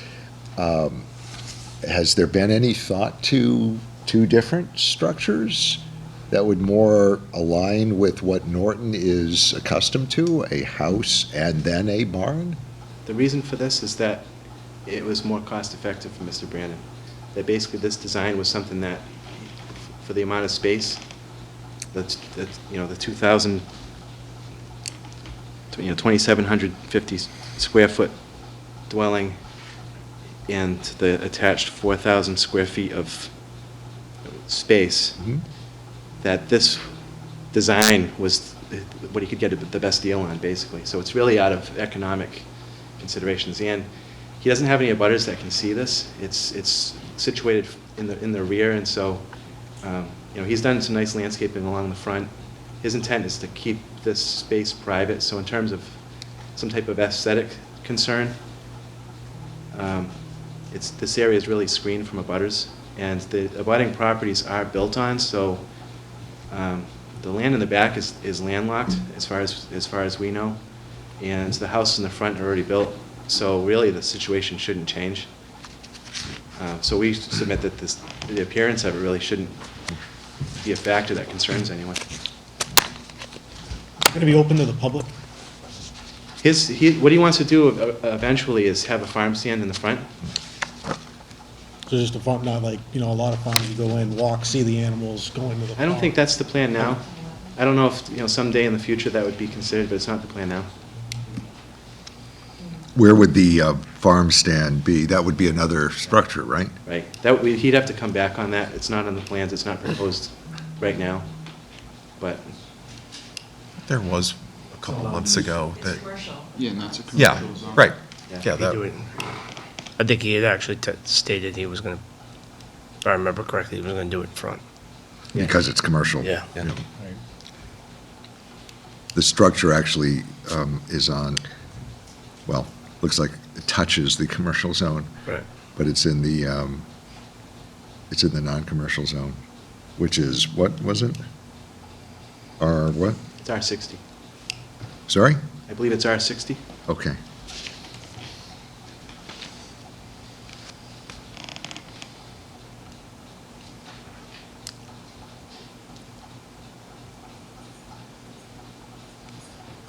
Is there any consideration to the 10,000-foot limitation requiring a special permit?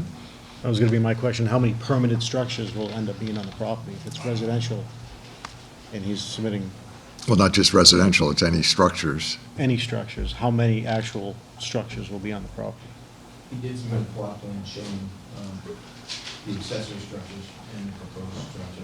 I don't know if that's in the package. With every container, every trailer, everything I is haven't done that now. considered a structure. And I believe, Amy, if this is under 48.3, I think agricultural uses would not trigger a special permit, Not a special permit. right? They could trigger, if it triggers site plan, that Yeah. would have to go through because it would be considered an as-of-right use if you guys deem it agricultural. But they still have to go to site plan if they trigger it. Yeah, okay. So if it's above 10,000 feet total structure, that's site plan? I thought it was special No, permit. no, that's the special permit provision. Yeah, But if they trigger site plan, and they would be exempt from the special permit. oh, they would, They're okay. agricultural. Yeah, That's- Dover That's amendment what for They're not Paul was exempt saying, from- okay. They're not exempt from the site plan review. Got it, okay. Yeah, so you were correct, thank you.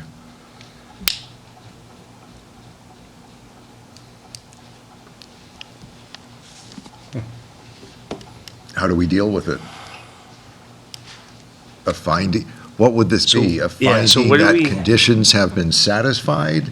So I We're think. not overruling, we wouldn't You be, are overruling the building inspector. We would so be. It would be, you need a unanimous vote to overrule the building inspector. but it's not saying that his letter is invalid or out in left field. It's that the applicant has satisfied the problems identified by the building inspector in his letter and, No, he hasn't, they haven't satisfied the issue of the 59% is commercial in a residential zone. That Okay. cannot be satisfied unless they want to reduce the building significantly. So you would be overturning the building commissioner's determination. I see. It's the only avenue, it's the only way to do it. So Chris could not have approved Yeah, it. I understand. So, So technically, we'd be But technically, I overruling mean, that, but we can't yeah, go ahead. but it kind of puts us in a spot, because because then it triggers, if we overrule it, then he would deny it again based on his building. that's building code, that doesn't come Building back to code. you, that goes to the BVRS. And they can, in the meantime, they can change their plans and have the two separated. They can have a single-family structure, and then a barn. Chris could then approve a building permit for a barn separate, because he now knows that this board has deemed it an incidental to agricultural use. So that won't have to come back to you or anything like that. But if Chris had sufficient information that it was a working farm and this was going to be an incidental use, he could have approved the building permit. But obviously, from the beginning, we saw that it wasn't the way that it looks now. So the 59% feature is what specific bylaw? That is, that it's not a home occupation, because a home occupation, it would be 25, it has to be less than 25%. Which is right here in 175 4.4. Home occupation, this is commercial uses, right? Home occupation, custom work in home or accessory building? So they're in a residential zone, Yep, and they're technically, they're building a commercial building, because the majority of the building is commercial. right. So you are exempting them if you deem it to be agricultural, incidental to the agricultural use. Isn't that a use variance? No, Which, okay. it's an exemption.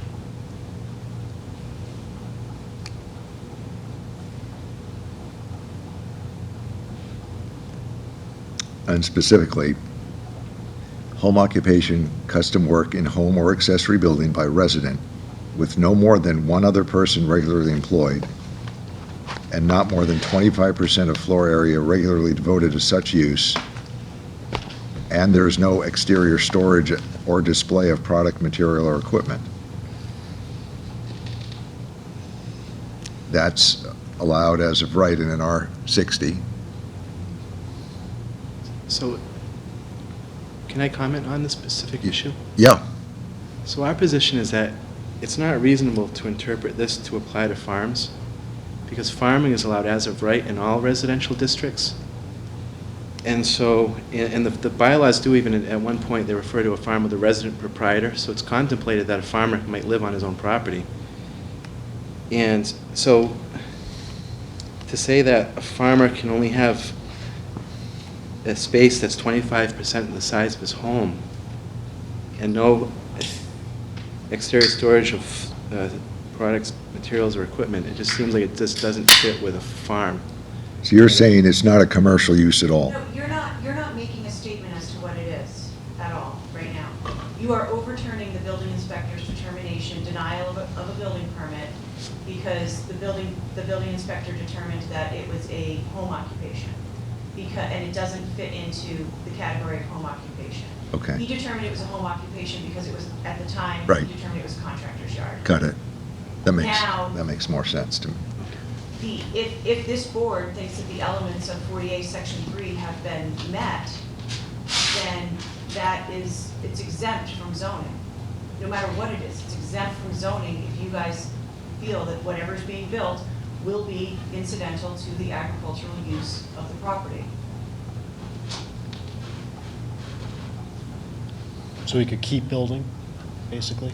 He would have to get a building permit, and Chris would have to determine at that point if it was incidental to the farming use, and if Chris says, no, it's not, he would deny the building permit, and it would come back, it would come here to you.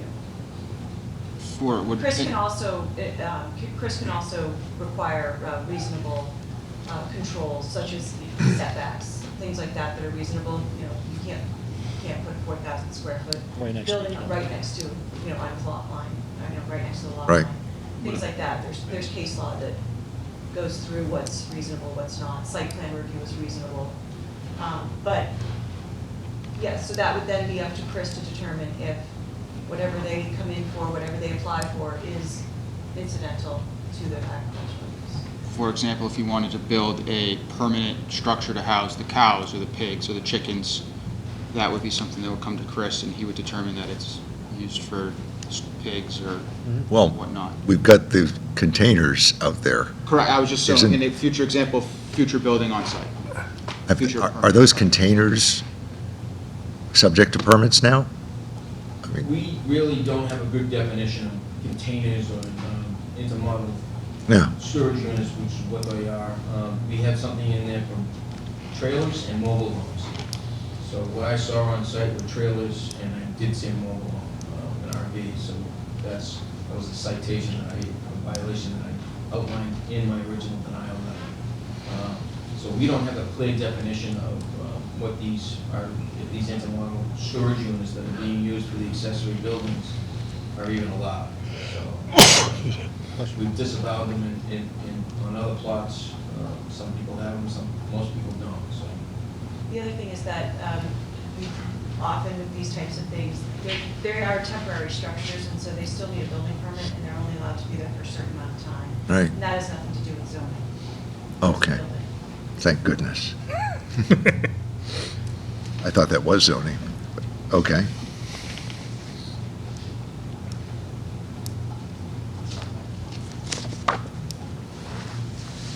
Maybe the problem I'm having is that this has, the original February letter is distant at this point, and I'm having a hard time wrapping my mind around it. Go ahead, Jim. So here's the problem I have, and the original letter, I agreed with the building inspector that it wasn't a working farm. It was in the infancy stages. I think since we've strung this along month to month to month, he's become a working farm. The structure for me poses a problem. I live around a farm. They do just fine with the structure they have. Again, I don't submit that as evidence, but because I don't know the square footage. I'm a fairly intelligent guy. I can tell you it's not 4,000 square feet. But again, I don't know the exact, so please don't take that. But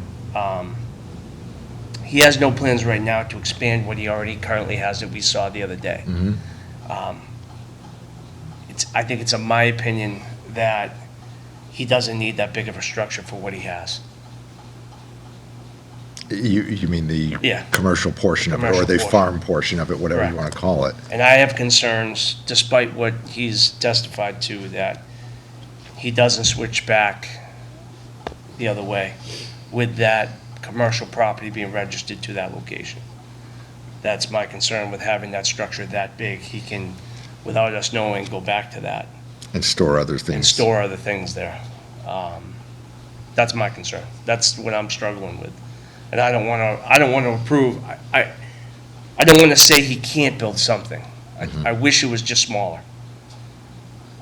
I want him to succeed as a farm. I think it's fantastic. I'd rather have more farms and commercial buildings. I think that's partly what Norton's about, land and not seeing a ton of buildings. That's my struggle. So I think the problem we have, though, is we have to vote on the very initial letter And initial concerns. and the initial concerns. See, that's the mental problem I'm having. Right, because he's met, I wouldn't be overturning Mr. Carmichael's findings. We agreed with them, or at least I did. right, At first blush based on the evidence. And as you said, it's come along nicely. Timing, Mr. Brandon has done a nice job. correct. It's a working farm at this point. So mentally, I'm not really overturning Mr. Carmichael's findings, except insofar as council says, but if we determine that it's incidental to a farm use and it's not zoning at all, I'm having a hard time saying, with even a motion to overturn the findings. It's not what I would be doing. It would be to affirm the findings, but finding further that, the applicant has, satisfied the conditions Yeah, I don't know described in how- the letter. I don't know how we do it, to be honest with you. I don't. We haven't satisfied the conditions in the letter. Okay, not all of them. Yeah. The ones that we are most familiar with, that it's a working farm. I'm going along with that. I mean, I think if you wanted to approve it, then you would have to go through a very detailed decision. Just say, when it started, it was this. I would echo Jim's concern in the decision about the fact that there were construction equipment stored there. I'd just put it all in the decision. And that there will not be equipment or materials not incidental to farm use, will not be equipment or materials of the, whatever the company is, the construction company that Mr. Brandon owns, going forward. Right, that was represented to you guys. Right. I mean, it would be taking a lot of the representations and putting them in writing to be enforceable, right? Right. Enforceable to the extent that, there's any monitoring or, It was, my question Oversight. would be is how was the oversight on that? Yeah. How was that done? I would, Right to go back to the property after the permit's issued, after the occupancy permit is issued, right, we'd have no right. unless I had a complaint from the neighbor. I had to follow up on a zoning enforcement. right. My concern with that would be it's so far off the lot. I mean, Well, I know, yeah. you know what I mean? Yeah. I guess the only way that we would get any kind of complaint would be through the front driveway. Yeah, noticing things going in Right. and out or something like that, but that's tenuous. Yeah, right, Right. And we're not in that business anyway, correct. of monitoring like that. That would be an enforcement mechanism, though. What's It would be observable what goes up and down that driveway, and then, the neighbors Mhm. would pay attention.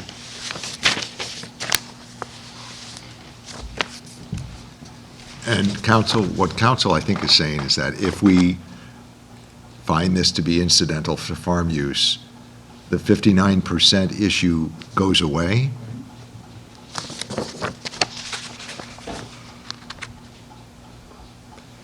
Because it no longer falls under commercial use. Correct, it's agricultural. It's exempt from the entire zoning bylaw. Could he make could he, He would have to, he would have to get a building permit again, and again, Chris would have to make a determination that Yeah. he was gonna use it for farming use or agricultural use. There is a point where, the structure becomes too large to claim that it's going to be incidental to the farming use. There's a case about Christmas trees and how much earth removal did you actually have to do? They wanted to do all this earth removal to plant Christmas trees, and the court found that, no, they didn't need that much. They didn't need to do that much earth removal. That's kind of what Jim was getting at, that his feeling is that for the size of the operation there, this is outsized.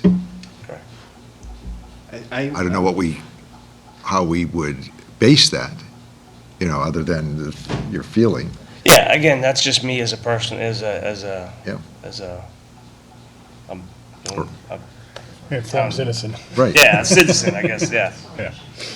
So I guess I'm down to, how could the board, That's why I was asking about what's going to be stored in there. yeah, So if you have an enormous tractor, and say he currently owns 2 enormous tractors, say he owns, I don't know what farm equipment is, Right. but a tractor. But, then you could kind of gauge, yeah, this is gonna be used to store those things.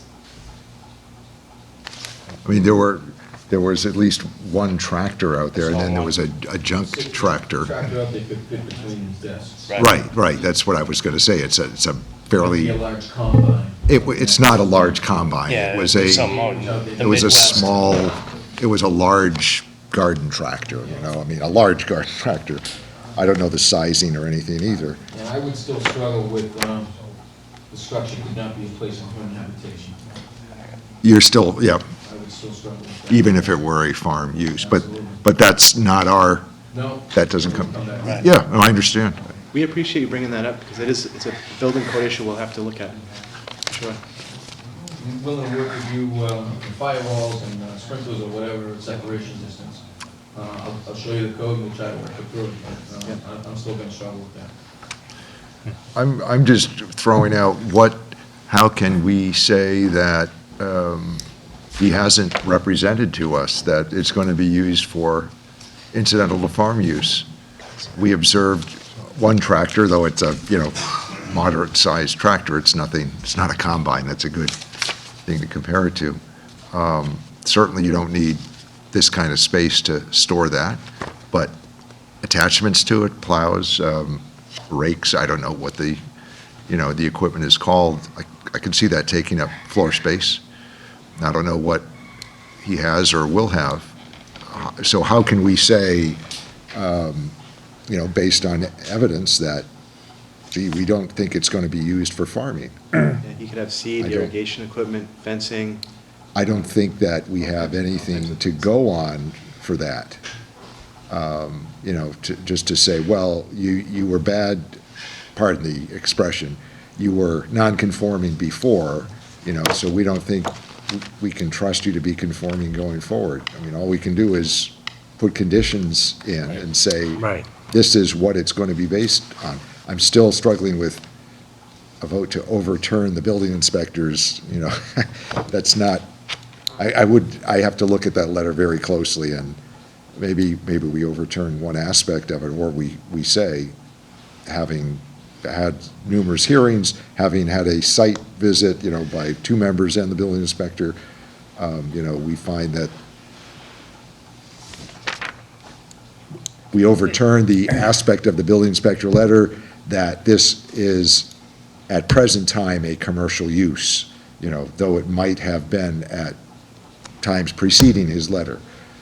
I mean, that's what I would be inclined to do, and then to place affirmative restrictions that we've talked about. I certainly don't want to discourage farming, and I don't think we can, we can say, well, you were not in compliance before, therefore, we're not going to let you have the things you need to work a farm in the future. He's told us the story that he's brought it up to speed, and he just hit stride this year. I think we all can agree on that based on what Mr. Carmichael showed us just 5 months ago. Didn't look like a farm before, but he hit his stride this year, and maybe just in time for him. But what else can we go on to, to make an adverse decision? The trucks and tractors and equipment we saw out there, I mean, there were large containers. Remember, there was some watering or fertilizer equipment. There were hoses and coils of hoses and sprinklers set up. I mean, it takes up room. I'm not doubting that takes up room when it's stored in the winter cold conditions. I'm not in a position to say you're not going to be using it for farming. given the amount of things we had out there. I also think it's going to be used for storage of crops or harvested materials, whether you call them crops or not. And that may present other problems, but that's not our, it's not our issue. So I guess if we're considering, it's definitely since this, he's definitely a farm. Yeah. So, Right. I can't say that he's not. Right, I agree. If that triggers other things, that's nothing I can do. There's nothing I don't think any of us can do about that. How do we put this on paper? I have serious concerns about the building, don't get me wrong. I do too. That building should not be that big. But Is But- there a reason why it's so big? Like, because you talked about trying to control, be cost effective, thinking about the size of the building, or the style of the building, I should say. It's just a design that Mr. Brandon liked. It's a good size. He's worked hard for a long time. He's at a point where he wants to build a good sized house, so it's like 2,600 square feet. He's had this dream of having a farm. So he's kind of transitioning into a kind of working on a farm.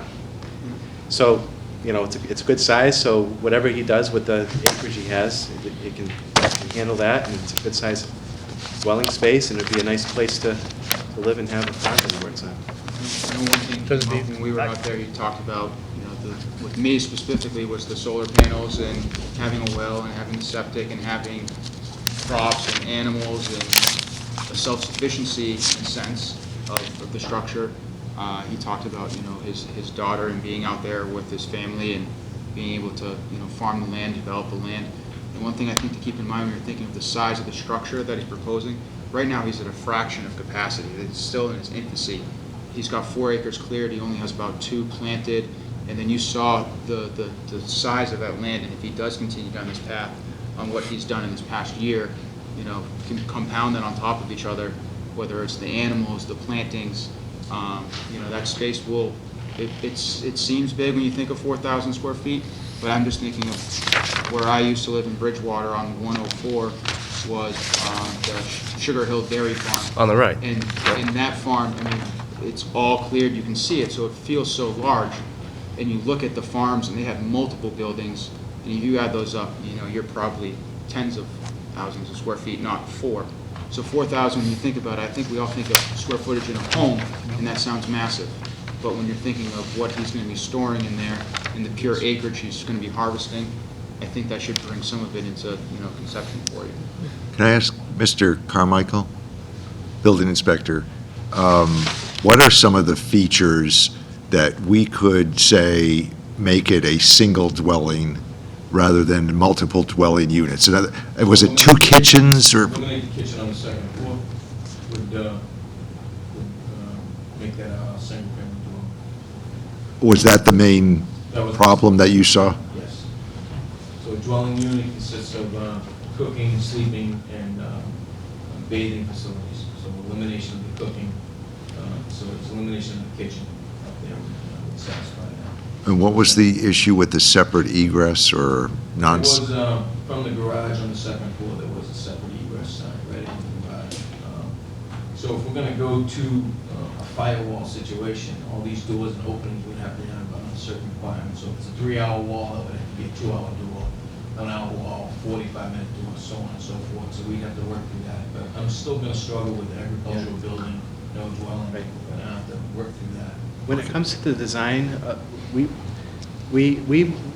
because it's really a building code issue, and I think it would actually be helpful if we could just work directly with the building inspector, just to ensure, that under the building code it's deemed 1 unit.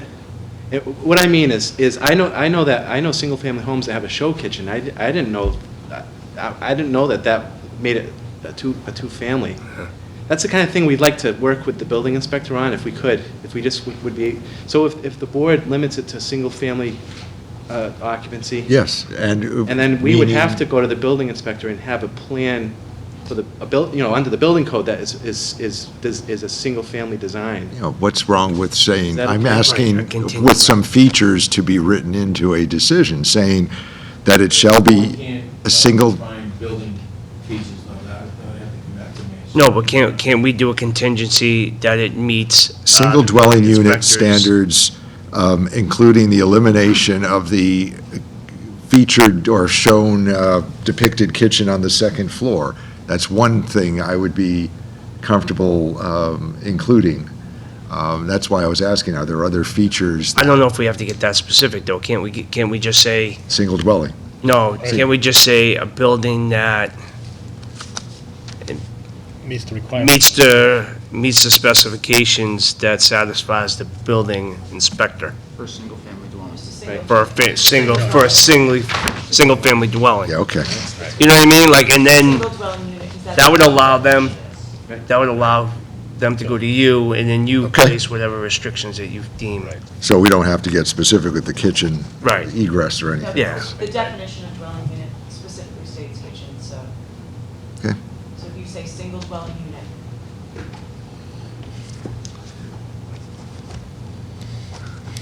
Other than that, I mean, if we're deciding it's farm use presently, Right. it is. Yeah. And what else is to be said about the size of the building if it's a farm? I don't think we can. I don't think so. I mean, we can ask council. I don't well, think we they- can. if it's not structures, Sorry? No.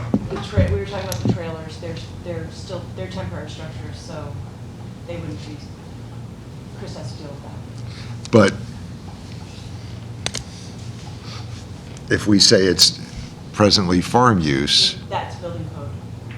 They still need, Yeah. they still need a building, they need a building permit for anything they do that's a structure, that would require a building permit. but that's not before us right now? No. Those containers? I'll deal with that. Would we be able to reduce the structure size? So if you think that it's too large for the operation that's there and the acreage that's there, then that would be reasonable. There is a case where they determined that there was only 2 acres of, I think, or 1 acre of a 5-acre parcel that was being used for farming, and they held that it was not agricultural. So it would be the same thing where if you don't think that the size of the building is in correlation with the farming and the agricultural use that's being used for the property, then yeah, it would be reasonable to say, this is not incidental because it's just far too big. It's more along the lines of commercial, but it would be a tough call. Yeah. I think to keep in mind with that is the stage the farm's in, it's in its beginning stage. She's still clearing, still planting, and, you know, it makes sense to build a barn and grow into the barn instead of continuously grow out of a barn and try and expand, you know, the barn. So The applicant said to me that he's specific, because I asked him, I said, you can expand more, and he said, no, not right now. I agree that I don't want to limit you. I've already said what, you know what I mean, we've already gone back and forth on that. I think it's more similar. There was a cape out of Cape Cod, not Martha's Vineyard. I think it was like in the town of Tisbury, where the town tried to prevent a farmer from having this heating apparatus for his greenhouses, and they basically said, well, it's just too big.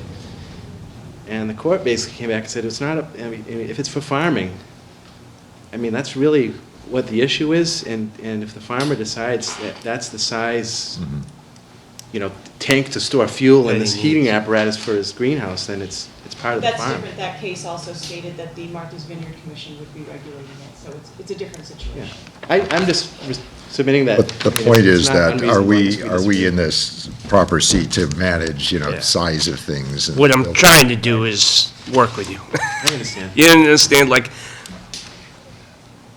Okay. yeah, I want to work, I want to approve this, is what I want to do. I just, you know my concerns. So I'm trying to figure out a way I can get around my concern and get you what you want at the same time. I think that's mutually beneficial for all of us. Okay, how do we proceed now? Do we try to put a motion together right now? Do we put something on paper to do next time? I think don't we have to? Sorry? You have to make a decision. I think we have to make a decision tonight. Under the current deadline? Yeah. Okay. We can put a motion together now. It's going to Okay. be wordy. Well, let's give it a try. All right. So it would be a motion to, I guess it would be overturn Overturn, right? overturn the building inspector's decision. decision of whatever the date is, February February 11th or 20th.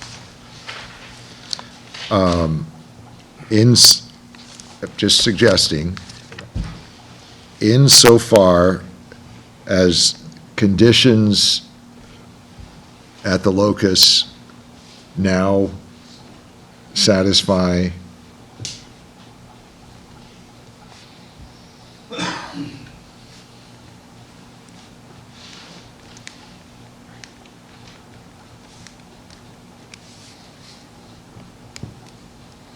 satisfy the board that the property is being used as a farm? Working farm. An agricultural use Agriculture. Yeah, agriculture. The use. property, is being used for agricultural purposes.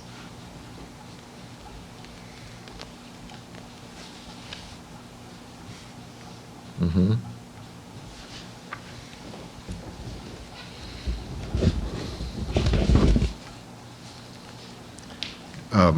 Despite conditions that existed at the time, or existed preceding the building inspector's letter, giving credit.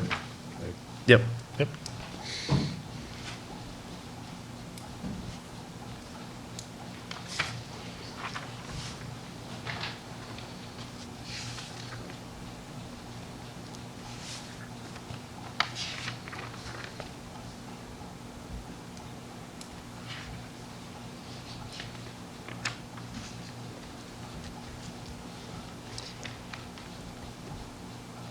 And with finding it that it is an agricultural use, what does that leave us? Well, we still say that insofar as the plans, insofar as the proposed principal structure, right? Yep.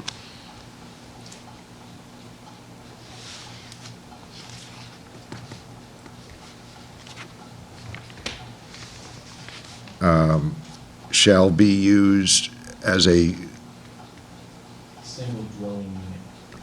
shall contain only a single.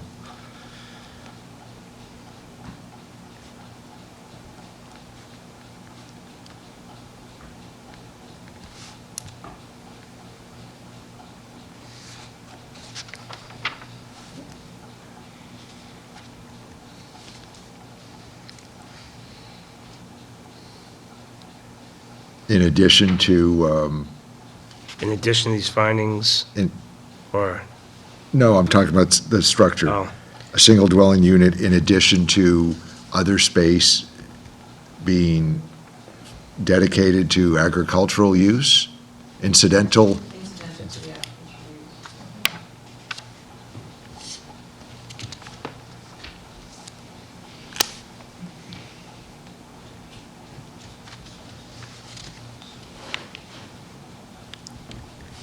Was incidental agricultural use? yeah, Okay.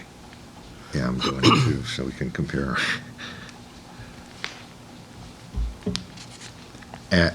We say, and not a commercial use, not associated with, not associated, can we, I was gonna say, it sounds like maybe it's the explicit intent yeah, of the board that the property is not used for commercial use, well, something like that. yeah.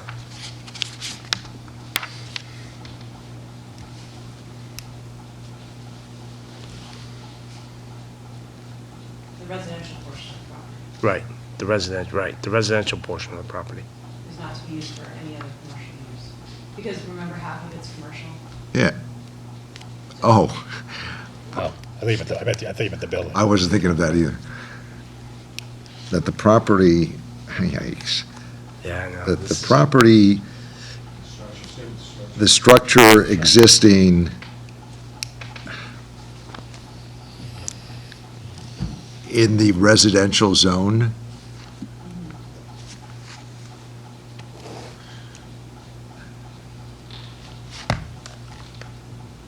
not be used for non-farm commercial use? Commercial use, not, just commercial use, not associated with. Okay. Hold on one second. Because I was actually trying to speak to the non-residential portion of the building. Well, we could put in. Couldn't we, go ahead. Wait, that's in the residential zone. Okay, no, that No, covers so you're it. right, yeah, you covered That it. covers it. We were saying the same thing in different ways, okay. Correct. Because that is in the residential zone, not be used for commercial use not associated with agriculture. Right. Agricultural activity, right? Does that cover what we've discussed? And I know, we have to now touch on the building, that they have to, the applicant has to work with the building inspector. I can deal with that, Jim, it kind of. We don't have to put that in our decision? That's always the Okay. case. Requirement. Okay. So Would- there's, so Yeah. anything that has to do with the building, so for example, any firewalls, things like that, Chris will handle at the building at the time of the application. The Board of Health, those are not Okay. exempt, so if there's pigs, the Board of Health can determine if it's piggery or not, and they Right. can ban it if it's piggery, things like that. So none of that is exempt, it's only zoning. Okay. So is there anything else that is within our purview that we can speak to in this decision? I don't think so. The containers, that's a separate issue. That's a separate apparently. issue. It's going to be taken care of, or it's going to have to be at some point. Either that or, It's gonna come back. It won't They come back come- here because the use of the containers. Right, because, would be agricultural, Mhm. but it's the fact that there's no permit. There's no building permit. right. Is that the extent of what we can write? I think so.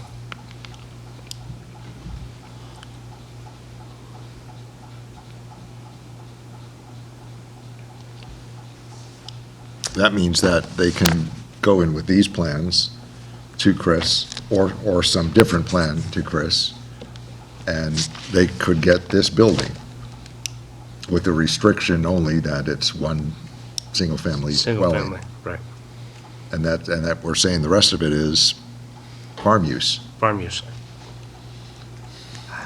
Oh, They're man. not commercial. and not I don't know how we commercial. police that, but, Well, that's the situation we're always in, I think, right?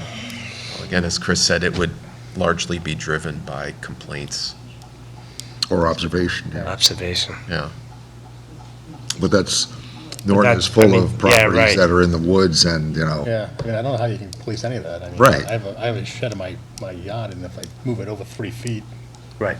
Right. when I told Chris I was gonna do it 10 feet off the line, I move it over 3 feet when he leaves, well, my neighbor complains, and Chris will find out about it. You he just does it. admitted to activity on it. I didn't do it, I'm just saying if I did. It'd be like- But we would never do that to Mr. Chris. Carmichael, I would so. never do it, I'm like, absolutely. Huh? Yeah, I think that's He's pretty too good. intimidating. I wouldn't Okay. do it like that. So,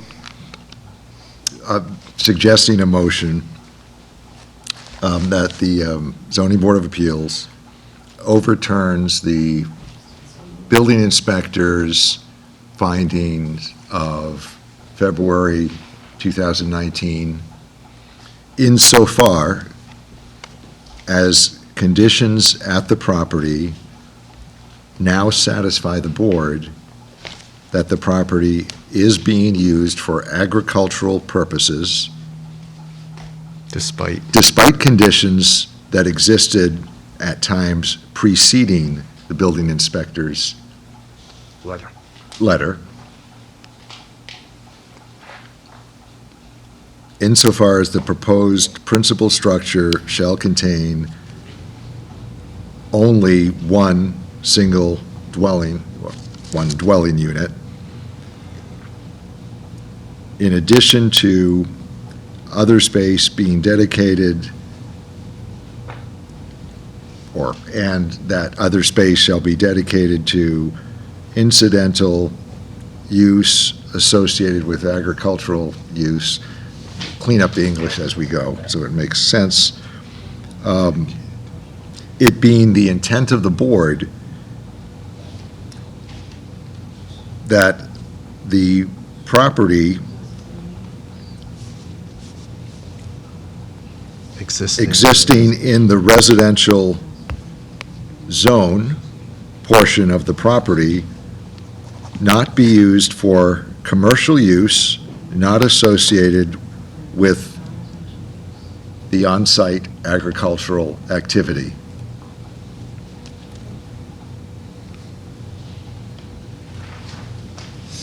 Does that take care of the portion that's in the commercial zone? Yes, because that's not, Right. Is that, that's not the building, that's the front land. We've determined that it's, the property is principally agricultural use, so. correct? I mean, if the plans change and the building is located there, then that's a different story, but that's, Chris would catch that. Right. Are there any further questions from the board to the applicant? Or anybody? Butters? I don't see if there are other butters here, but are there any further questions or issues? I don't have any. Okay. Is there a, let me ask council one further question. I think we have an extension till, is it tonight or is it the end of the week? I think it stated today. I think it was July 31st. Today. Oh, it's today? Today. Okay, well, the decision's not going to be written up, obviously, for a few days. Is that some, council, are we okay then if? No, you're not, you have to get an extension. Okay, so I'll send to them. we need another one for 14 days from today. I mean, it typically, we do them, in about a week, but That's fine. understanding my So schedule. we'll go to like 2 weeks from tonight. August 14th, yeah. Before I close the hearing, I just want to get that.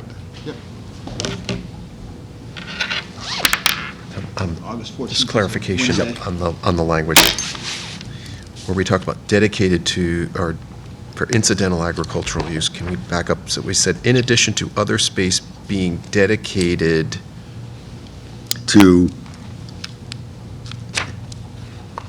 incidental agricultural use. being dedicated to incidental agricultural use. Okay. That's what I have. That's what I here. have. Okay. Okay. Okay.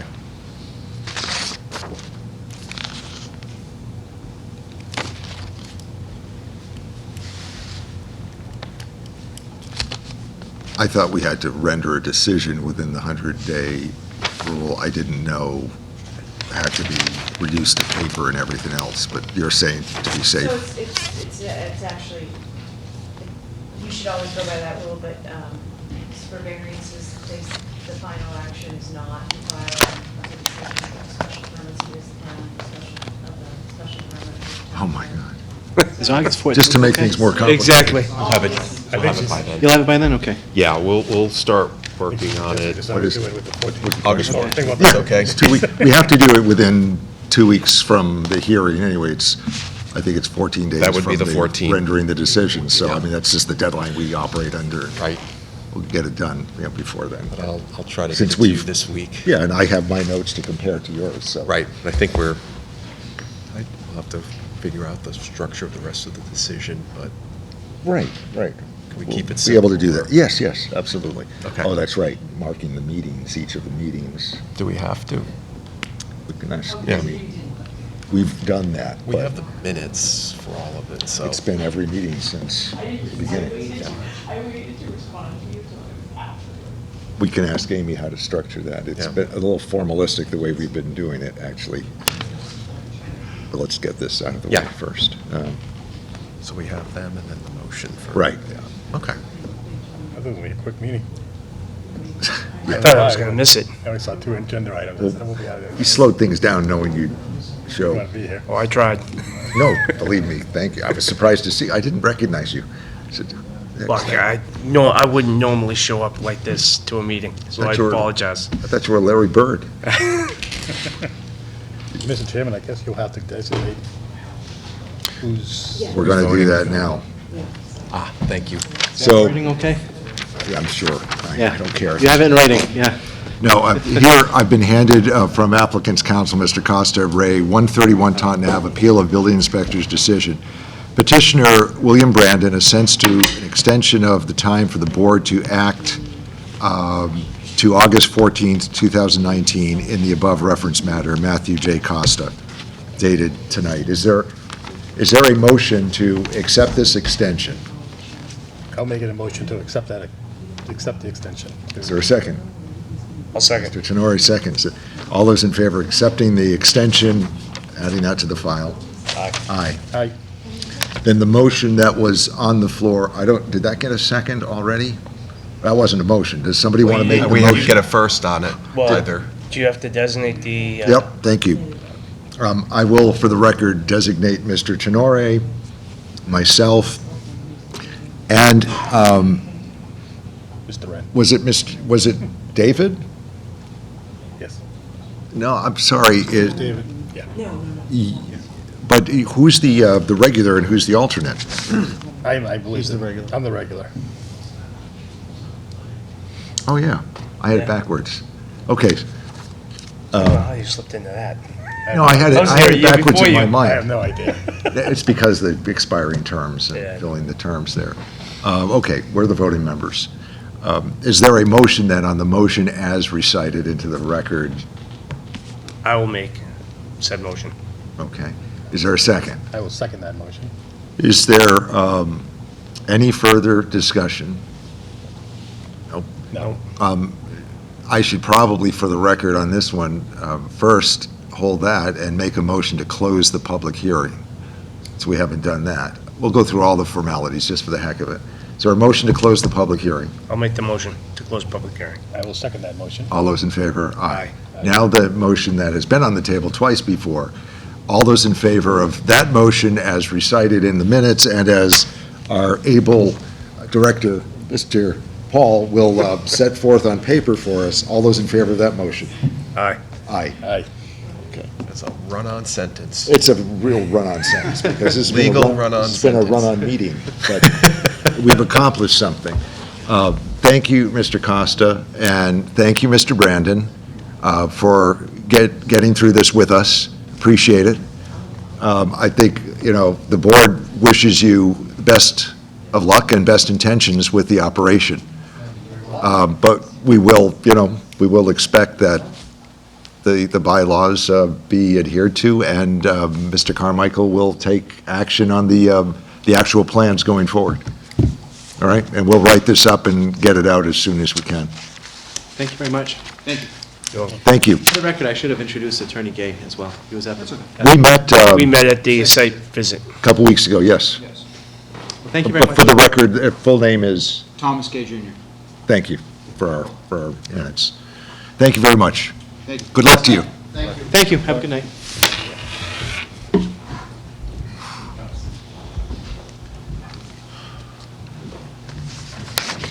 Council and Mr. Carmichael, thank you very much Thank you.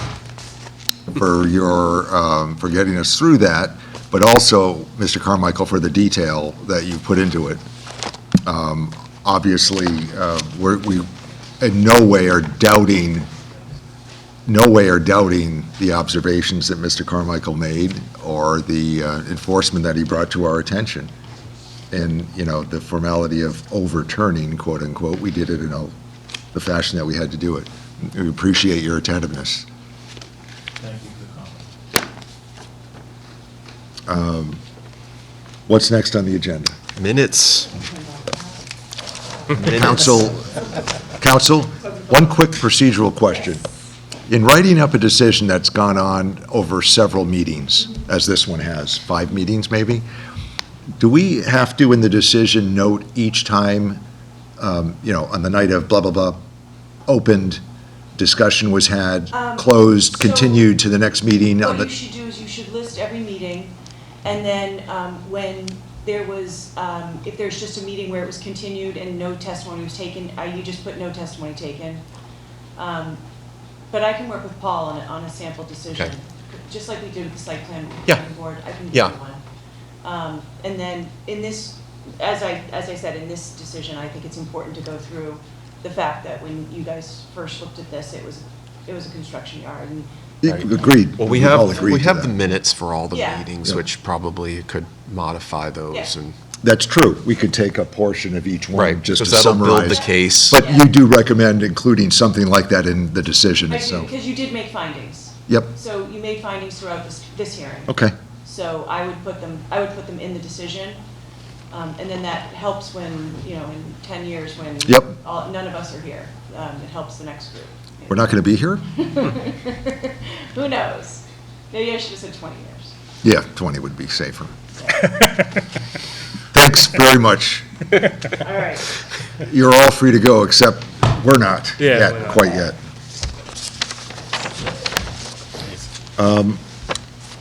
The minutes from June 26, right? Yes. I'll see you on Tuesday. You have a copy in your folder, and Yeah, you I have think one. these were on the, posted on the Yeah. website a while back. It is there? Okay. Thank you. If you could take a minute to review them. There was one thing I saw I was just going to correct.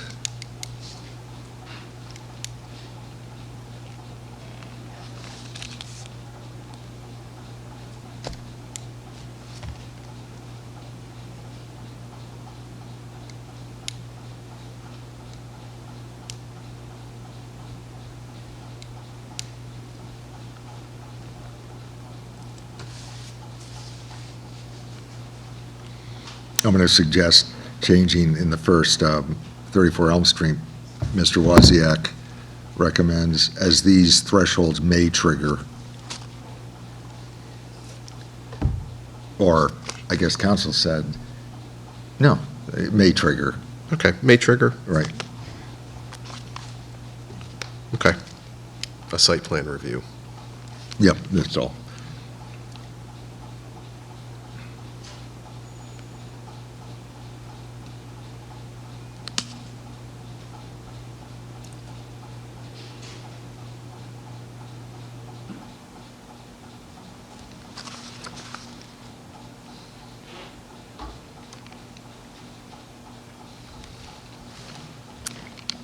Oh, that's right, that's what it was.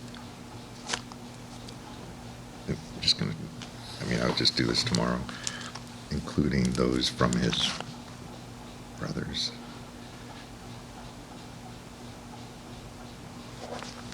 Okay, But, okay. That's fine.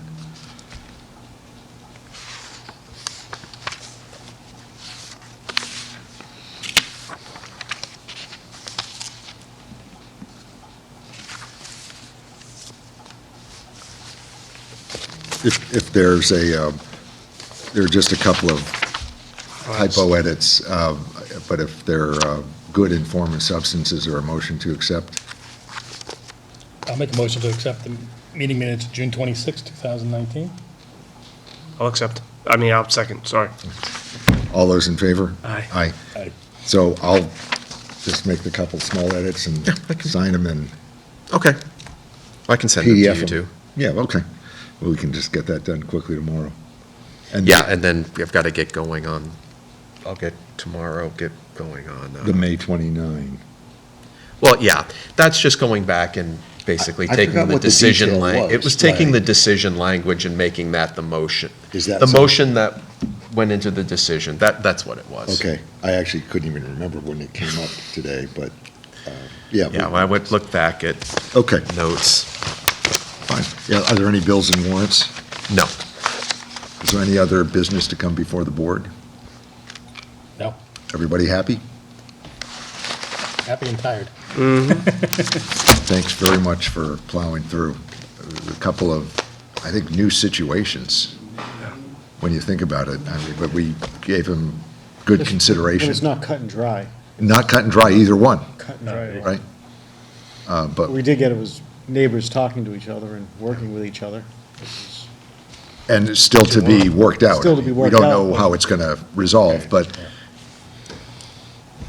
Looks think more it's promising. better to, rather than just to take an up or down vote, if we can, with cooperation of an applicant, continue it and try to do it again next time.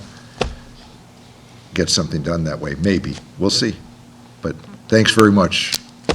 Thanks. No worries. Motion to Thank you. adjourn? I'll make the motion to adjourn. All those in favor? Second that. Aye. Aye.